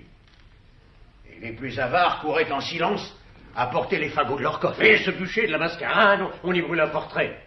Allez empêcher une foule de brûler l'original. Vous l'en croyez capable? Ça serait contraire à toutes nos lois. Le tribunal ecclésiastique est le seul à pouvoir prendre la responsabilité de cet acte. Vous me faites rire. Par quel moyen empêcherez-vous que cette responsabilité ne soit prise en dehors du tribunal ecclésiastique? Vous menacerez, vous excommunierez, vous n'empêcherez rien. Vous avez dit vous-même que la présence de monseigneur Zampi tenait en respect cette émeute. Jusqu'à ce que les aiguilles des horloges se rejoignent sur le chiffre 12. Ah, il est possible que son éminence vous protège. Passé 12, je ne réponds de rien. Et je conseille même à votre éminence de ne pas s'exposer à ce que des énergumènes l'insultent, la bousculent peut-être, et nous mettent sur le dos une affaire déplorable. Si ce que vous dites est vrai, monsieur le prévôt, il est impossible de laisser brûler ce jeune homme sans mettre tout en œuvre pour le défendre. Je veux bien, moi. Je ne demande que cela. Je représente l'ordre. Et brûler du désordre n'est pas mettre de l'ordre, au contraire. Mais voulez-vous que je fasse contre une ville au comble de l'énervement? Si je leur parlais... Ils croiraient que votre éminence protège l'homme parce qu'il appartient à l'Église. Ce n'est pas le cas. Son drame est de n'appartenir à personne. Alors c'est un fou. La foule s'en délivre à sa manière qui n'est pas la nôtre, mais qui existe depuis toujours. Que voulez-vous que j'y fasse? Et la fuite. Essayez. Ils tiennent toutes les rues. Il n'y a pas la moindre fente par où ils puissent sortir. Et la cathédrale, elle est lieu d'asile. Ils y ont pensé. Les corporations y campent. Si le porche a l'air vide, il l'est devant, il l'est pas derrière. Mon cher évêque, cet homme n'est pas tombé sous le coup de nos tribunaux et j'estime que le protocole de cette mascarade ne leur permet pas d'agir. C'est donc notre seule humanité qui parle. Ne condamnant pas, nous devons défendre. Il importe de trouver une solution immédiate. Cherchez-la, moi je n'en trouve aucune. N'y mettez-vous pas quelque mauvaise grâce, monsieur le prévôt? Moi? Mais le cardinal de Saint-Pie veut dire que vous n'aimez guère le Bacchus et qu'il ne vous est peut-être pas désagréable de voir les choses tourner mal. Oh, par exemple. En ce qui me concerne, j'affirme que j'ai tenté l'impossible. Mais je me lave les mains de mon échec auprès de mes collègues. Que la foule brûle votre jeune homme, cela ne me fera ni chaud ni froid. Ayez la même franchise, monsieur Prévost. Ma position n'est pas celle du syndic. J'admets que cette émeute ne lui fasse ni chaud ni froid. Mais je suis chargé, moi, de maintenir l'ordre. Et si les choses tournent mal, je serai responsable de ce qui arrive. Et je n'y tiens pas du tout. Alors? Alors, si votre éminence a une idée, qu'elle me la dise. Je l'adopterai. Je vais y réfléchir. Il me reste peu de temps, hélas. Il faut que je m'entretienne seul avec le duc et l'évêque. Ne pourriez-vous, messieurs, descendre en ville et risquer un dernier effort? À l'heure actuelle, si je tentais un effort de ce genre, on m'assommerait et je ne pourrais plus rendre service. J'irai à la cathédrale interroger les marchands. Prenez garde. Dès qu'ils arborent salade et arquebuse, ils deviennent pires que mes soldats. Je le sais bien, je le sais bien. Ah, je vous laisse, monsieur. Venez, monsieur le syndic. Nous reviendrons dès que les choses nous obligeront à défendre son éminence.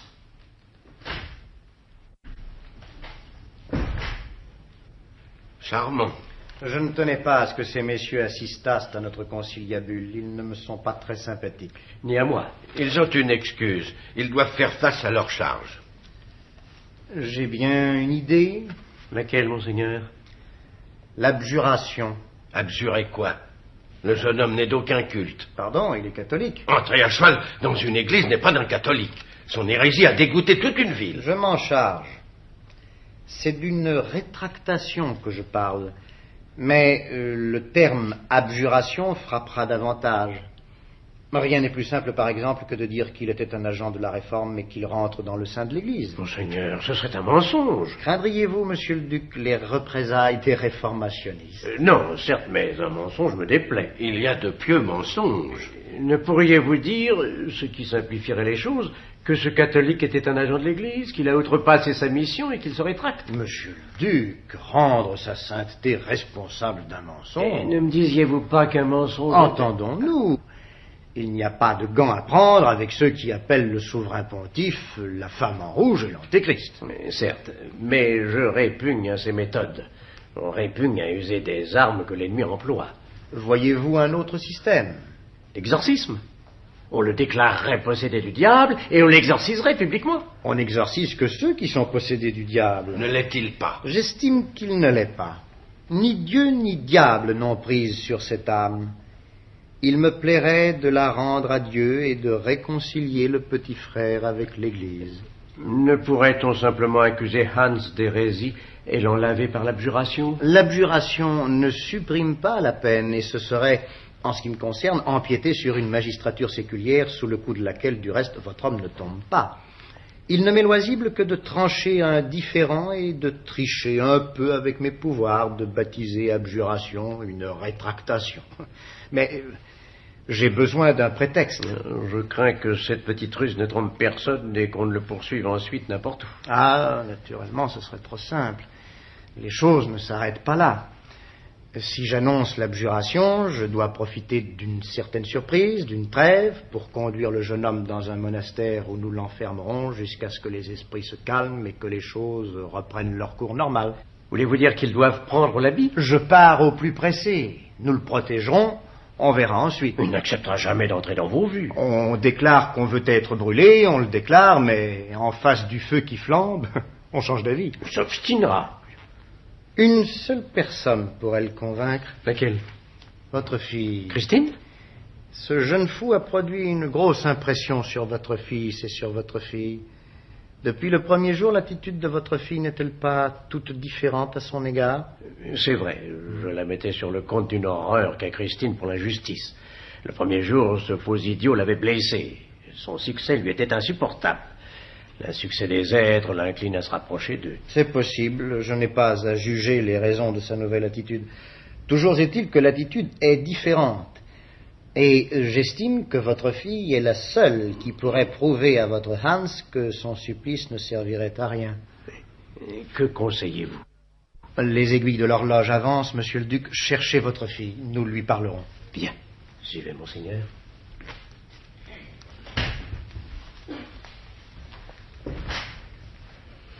Votre éminence croit-elle convenable que nous nous mêlions de cette histoire? Nous nous en mêlerons si je le veux. Loin de moi de juger la conduite de votre éminence, mais... Il n'y a pas de mais. Brûler un homme est un droit que notre magistrature se réserve. Si nous laissons le peuple brûler un homme, cette magistrature perd ses droits. Elle ne compte plus. Sans doute, sans doute. Sans nul doute. C'est pourquoi, mon cher évêque, préparons notre programme. Vous me laisserez seul avec cette jeune fille. Oui. Traversez la place vide. Mais... Donnez l'ordre à la cathédrale qu'on sonne les cloches dès que s'ouvrira cette fenêtre. Ce sera mon signal. Et revenez. Il importe qu'à l'heure décisive, nous nous trouvions tous dans cette salle, groupés ensemble, s'il est vrai qu'il faille faire face à quelque assaut. Un assaut? Allons, mon cher évêque. Faites ce que je vous dis. J'obéis à votre éminence.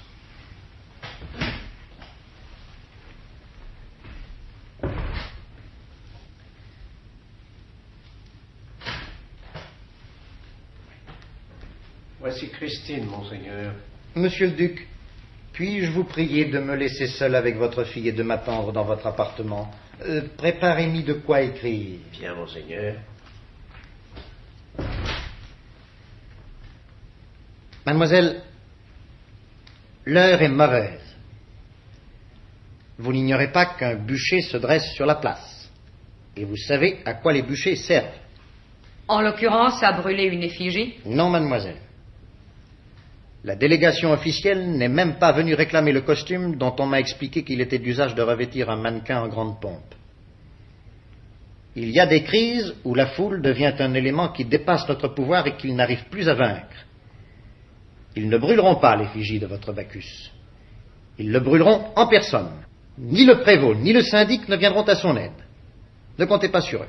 Les misérables. Rien ne change.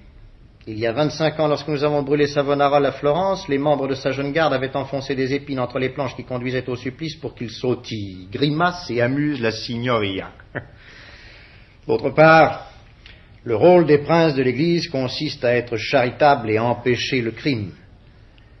L'heure approche où la foule sera maîtresse. Il faut agir avant elle. J'ai un projet.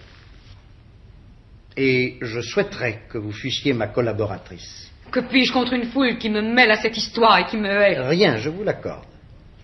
Mais si vous daignez m'écouter, vous saurez ce que j'attends de vous.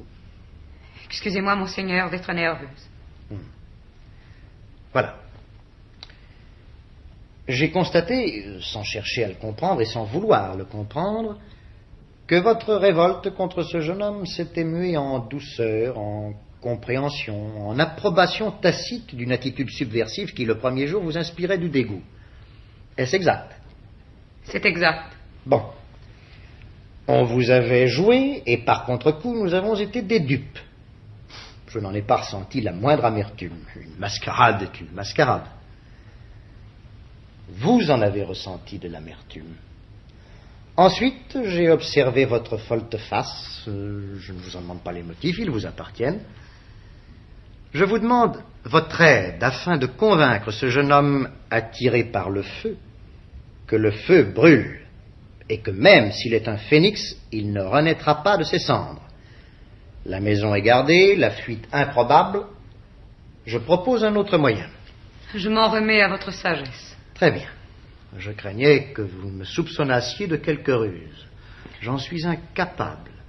Je désire sauver ce jeune homme, un point c'est tout. Monseigneur, je vous écoute.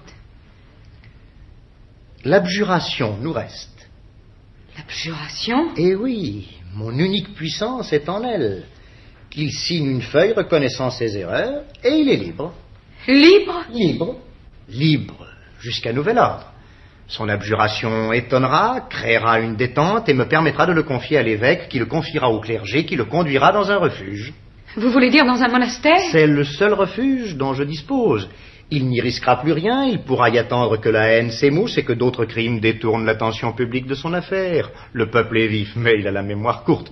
Il lui arrive même de glorifier le lendemain ses victimes de la veille. Et si Hans signe cette feuille, il sortira librement de notre maison? J'endormirai la foule, je dirai une messe. Je m'arrangerai pour que notre vérité l'emporte. Je ne sais que vous répondre, monseigneur. Je ne demande pas mieux que de lui tendre cette perche. Encore faut-il qu'il la prenne. Il la prendra. Les femmes ont des arguments irrésistibles. Je vous obéirai. Je l'espère bien. J'imagine mal cette fenêtre comme une loge de théâtre, loge de laquelle nous assisterions à un spectacle hideux. Quelle horreur! Oui, quelle horreur! Et c'est pour éviter cette horreur que j'intercède auprès de vous et que vous allez me promettre votre entremise. Je vous ai déjà dit, monseigneur, que je vous obéirai. Je veux en être sûr. Si c'est le seul moyen de sauver Hans, je m'y emploierai de toutes mes forces. Notre espoir est en vous. Mon père est-il au courant de votre démarche? Ne parlons pas du duc. C'est un père, son cœur est aveugle. C'est à l'un de vos pères spirituels de voir à sa place. Je monte rejoindre le duc et préparer notre texte. Il suffira d'y apposer notre signature. Je vous envoie ce jeune Bacchus qui nous donne tant de fil à retordre. Christine se dirige vers la fenêtre, soulève le rideau et regarde longuement la place.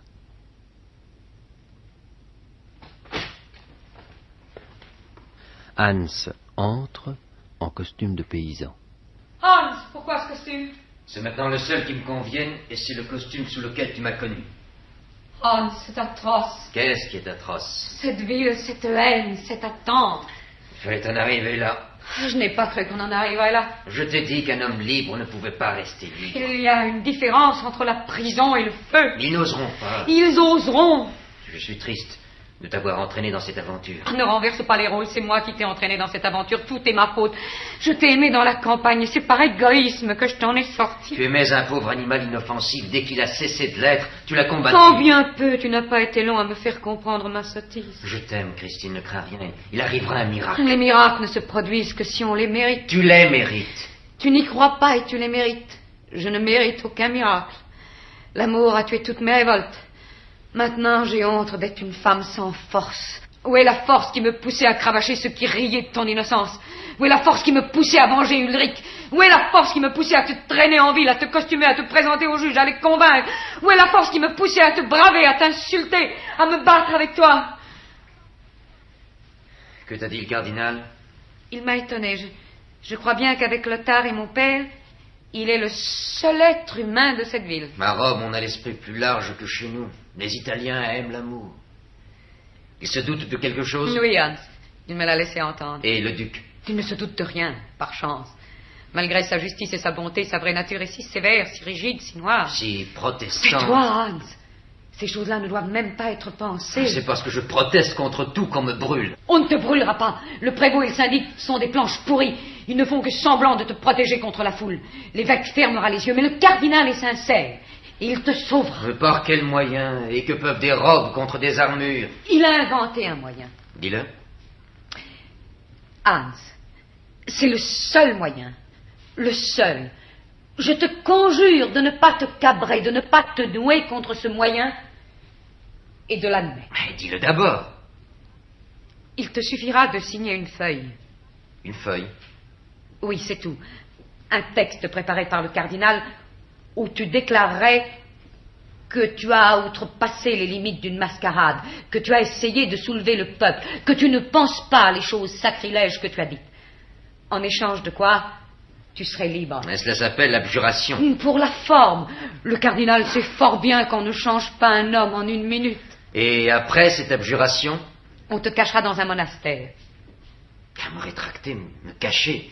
Non, c'est impossible. Si tu m'aimes, tu accepteras de jouer ce rôle. J'ai bien voulu jouer un rôle d'idiot pour éviter les supplices, mais pour éviter le supplice, je refuse de jouer un rôle qui me rendrait indigne de vivre.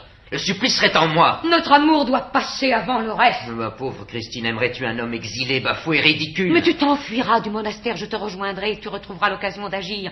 On cache Luther, je te cacherai. Je te trouverai des aides puissantes et je te soutiendrai dans ta besogne. Quelle besogne? Ma seule besogne était l'amour. Je n'ai récolté que la haine. On dirait que mon amour ne t'est rien. Si, Christine. Mais parce que je t'aime, je m'oppose à te faire partager ma défaite. Si on me brûle, je gagne. Si je m'échappe, je perds. Mais qu'est-ce que tu gagnes? D'homme libre en homme libre, de bûcher en bûcher, la cause de Dieu finira peut-être par vaincre le diable qui se déguise en ermite. Mais ne t'entête pas dans ta folie.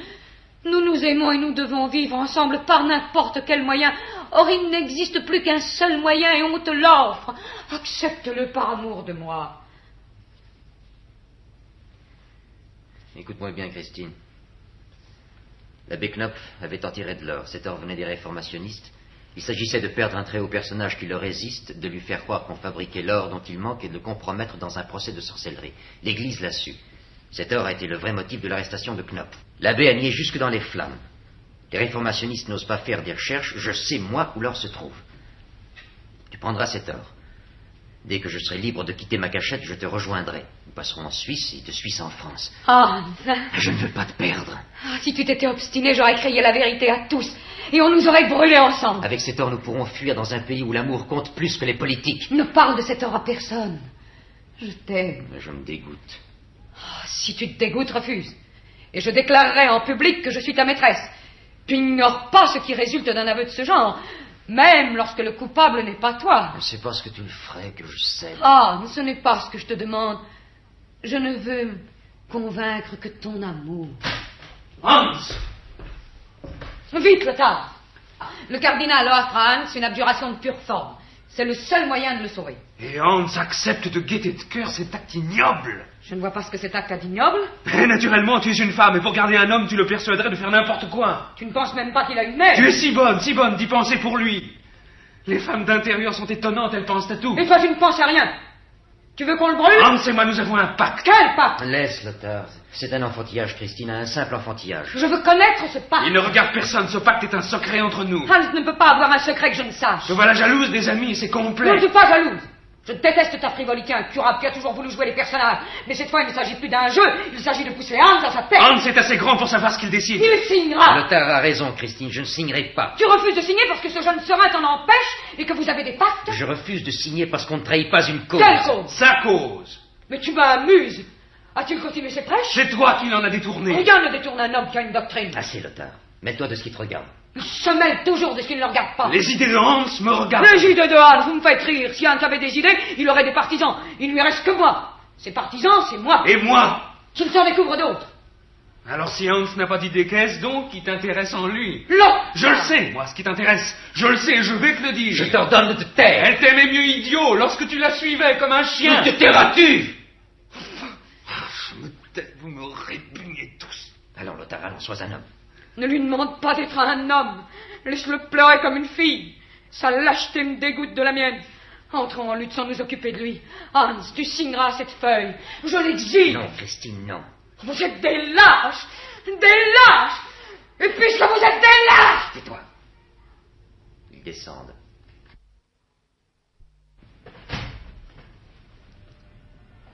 Vous n'avez qu'à donner là votre signature. Puis-je lire? Je vous en prie. Ne vous étonnez pas de certaines phrases excessives, la formule est toujours la même, je suis obligé de les y mettre.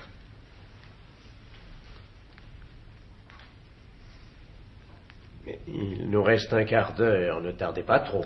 Je voudrais savoir à quoi cette signature m'engage. Qu'entendez-vous par là? Je voudrais savoir si une fois cette feuille signée, je serai libre. Libre, entendons-nous. Il vous faudra disparaître dans un de nos monastères et en accepter la règle. Et ensuite?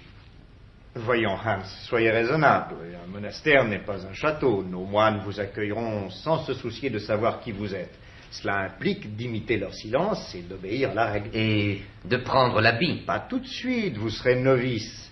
Ce n'est qu'après que vous sentirez si le cloître vous convient et que vous déciderez, que vos supérieurs décideront si vous êtes digne de recevoir l'investiture. Et s'ils ne m'en jugent pas digne? Vous changerez de cloître et d'autres révérends pères se chargeront de vous instruire. Un théologien remarquable. Un moine comme il nous en manque. Votre éminence m'excusera de prendre la parole, mais elle ne m'avait pas dit qu'il s'agissait pour Hans d'entrer dans les ordres. Cela tombait sous le sens. Nous ne pouvons cacher un homme. Nous ne pouvons que l'admettre au sein de notre famille. Hans ne peut entrer dans les ordres. Et pourquoi? Il n'a pas la vocation. Vous le connaissez, il n'apporterait que trouble parmi les moines. Trouble? On ne lui en laissera pas le loisir, la règle est assez dure. C'est ce que je désirais savoir. Hans ne signera pas cette feuille. Vous m'aviez promis de le convaincre. Je ne comprenais pas alors qu'il s'agissait de rompre avec tout. Qu'entendez-vous par tout? J'entends partout la liberté dont il a fait sa règle. N'est-ce pas au contraire que vous estimez qu'il n'est plus libre? Monseigneur. Vous oubliez qu'il n'a pas le choix, et que notre institution est la seule qui puisse le sauver du supplice. Et tu n'as pas le droit de l'influencer, Christine. Tu es déjà responsable de l'impasse dans laquelle il se trouve. Ton devoir exige que tu tentes l'impossible pour l'aider à en sortir. Christine a ses raisons et j'ai les miennes, mais son attitude est la bonne. Nous n'influençons pas Hans. S'il refuse de signer cette feuille, personne au monde ne le fera changer d'avis. Je ne connais ni vos raisons, ni celles de votre sœur. Mais je devine que celles de votre sœur sont d'un ordre qui prête à réfléchir lorsqu'une mort atroce guette un homme et qu'on lui ouvre une porte de sortie. Cette porte ouvre sur un autre genre de mort. Hans sera mort.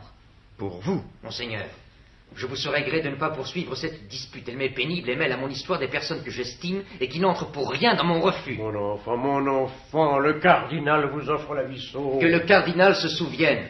N'ai-je pas dit à votre éminence que ma véritable victoire serait l'échec? C'était des paradoxes. Ce n'était pas des paradoxes. À mes yeux, cette mascarade n'est pas une mascarade. Et c'est parce qu'il n'a jamais été une mascarade qu'elle doit monter jusqu'au drame et ne pas glisser entre deux eaux.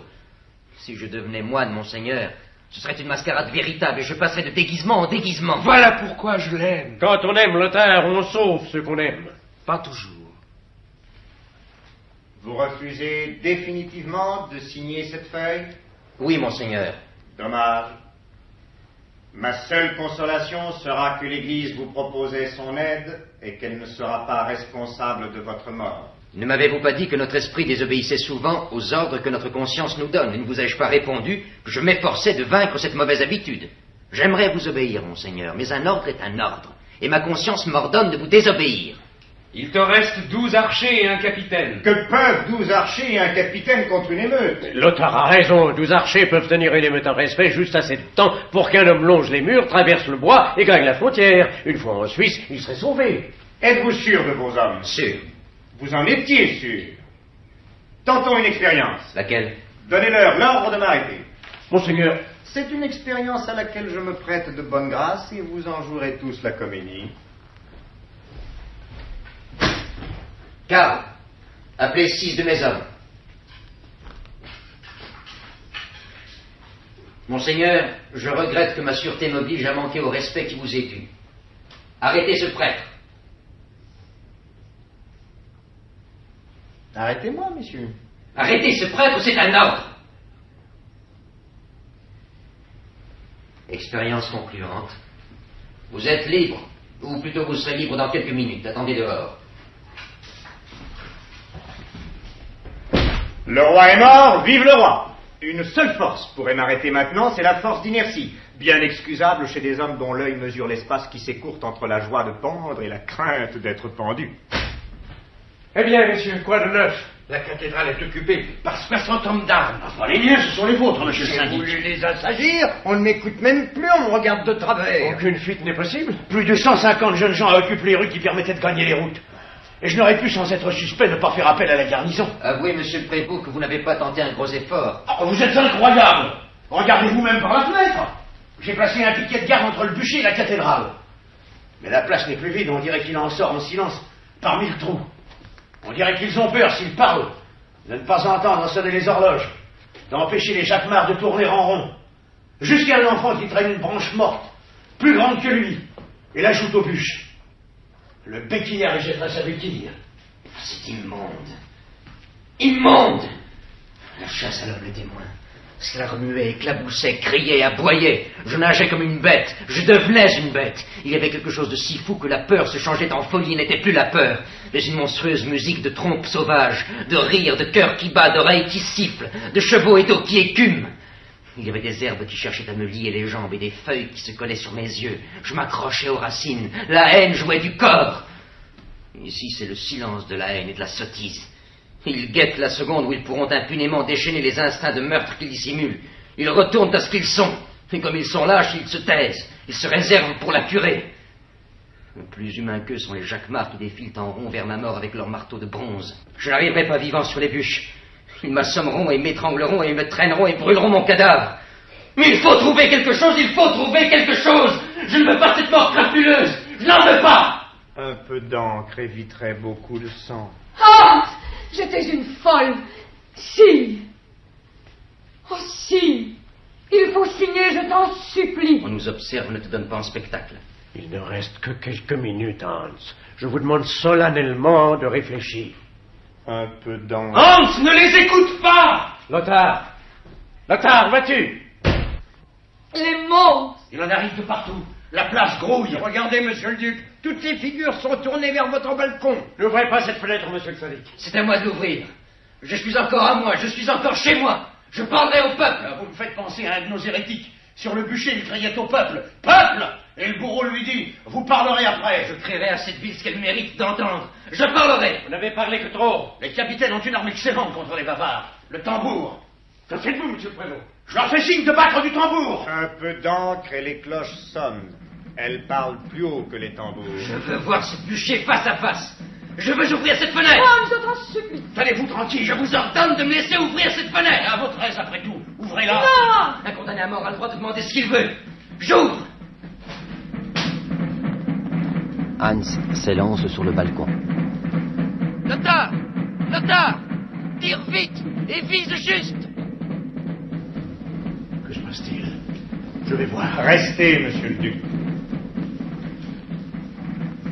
Hans rentre et s'appuie contre le cadre de la fenêtre, la main sur sa poitrine, traversée d'une flèche. Libre. Il glisse et tombe à la renverse. Christine se précipite, le soulève, s'agenouille et pose sa tête sur ses genoux. Fermez cette fenêtre, monsieur le prévôt. Où est Lothar? Je crains que la flèche ne vienne de lui. Alors il faut l'écharper. Personne sur la place ne semble avoir compris ce qui arrive. Il a dû se pencher au-dessus des balustres qu'on a tirés par en dessous. Hans, regarde-moi, parle-moi. Il vous échappe. Lothar, je vous inculpe de meurtre. Je vous arrête. Vous voulez que votre bûcher serve? Puisque mes enfants se perdent. Vos enfants auront besoin de votre témoignage. Ne prononcez pas de paroles irréparables. L'heure va sonner, ils le brûleront mort. Ils ne le brûleront pas et ne l'auraient pas brûlé. Messieurs, ce jeune homme avait rétracté ses erreurs et allait entrer dans les ordres. Il était sauf. Vous mentez, Lothar. J'ai son abjuration signée dans ma poche. Ce n'est pas vrai, Hans. Hans, lève-toi, ressuscite, insulte-les. Dis-leur qu'ils mentent. Nous avons les couvents pour apaiser les vierges folles. Vous vouliez voler, Hans. Vous vouliez lui voler son martyr. Vous le lui avez volé vous-même. Qu'on se taise une fois pour toutes. On revêtira le Bacchus de son costume. On transformera le bûcher en chapelle ardente et la foule défilera devant sa dépouille. Je vais dire la prière des morts et je bénirai ce jeune homme. À genoux!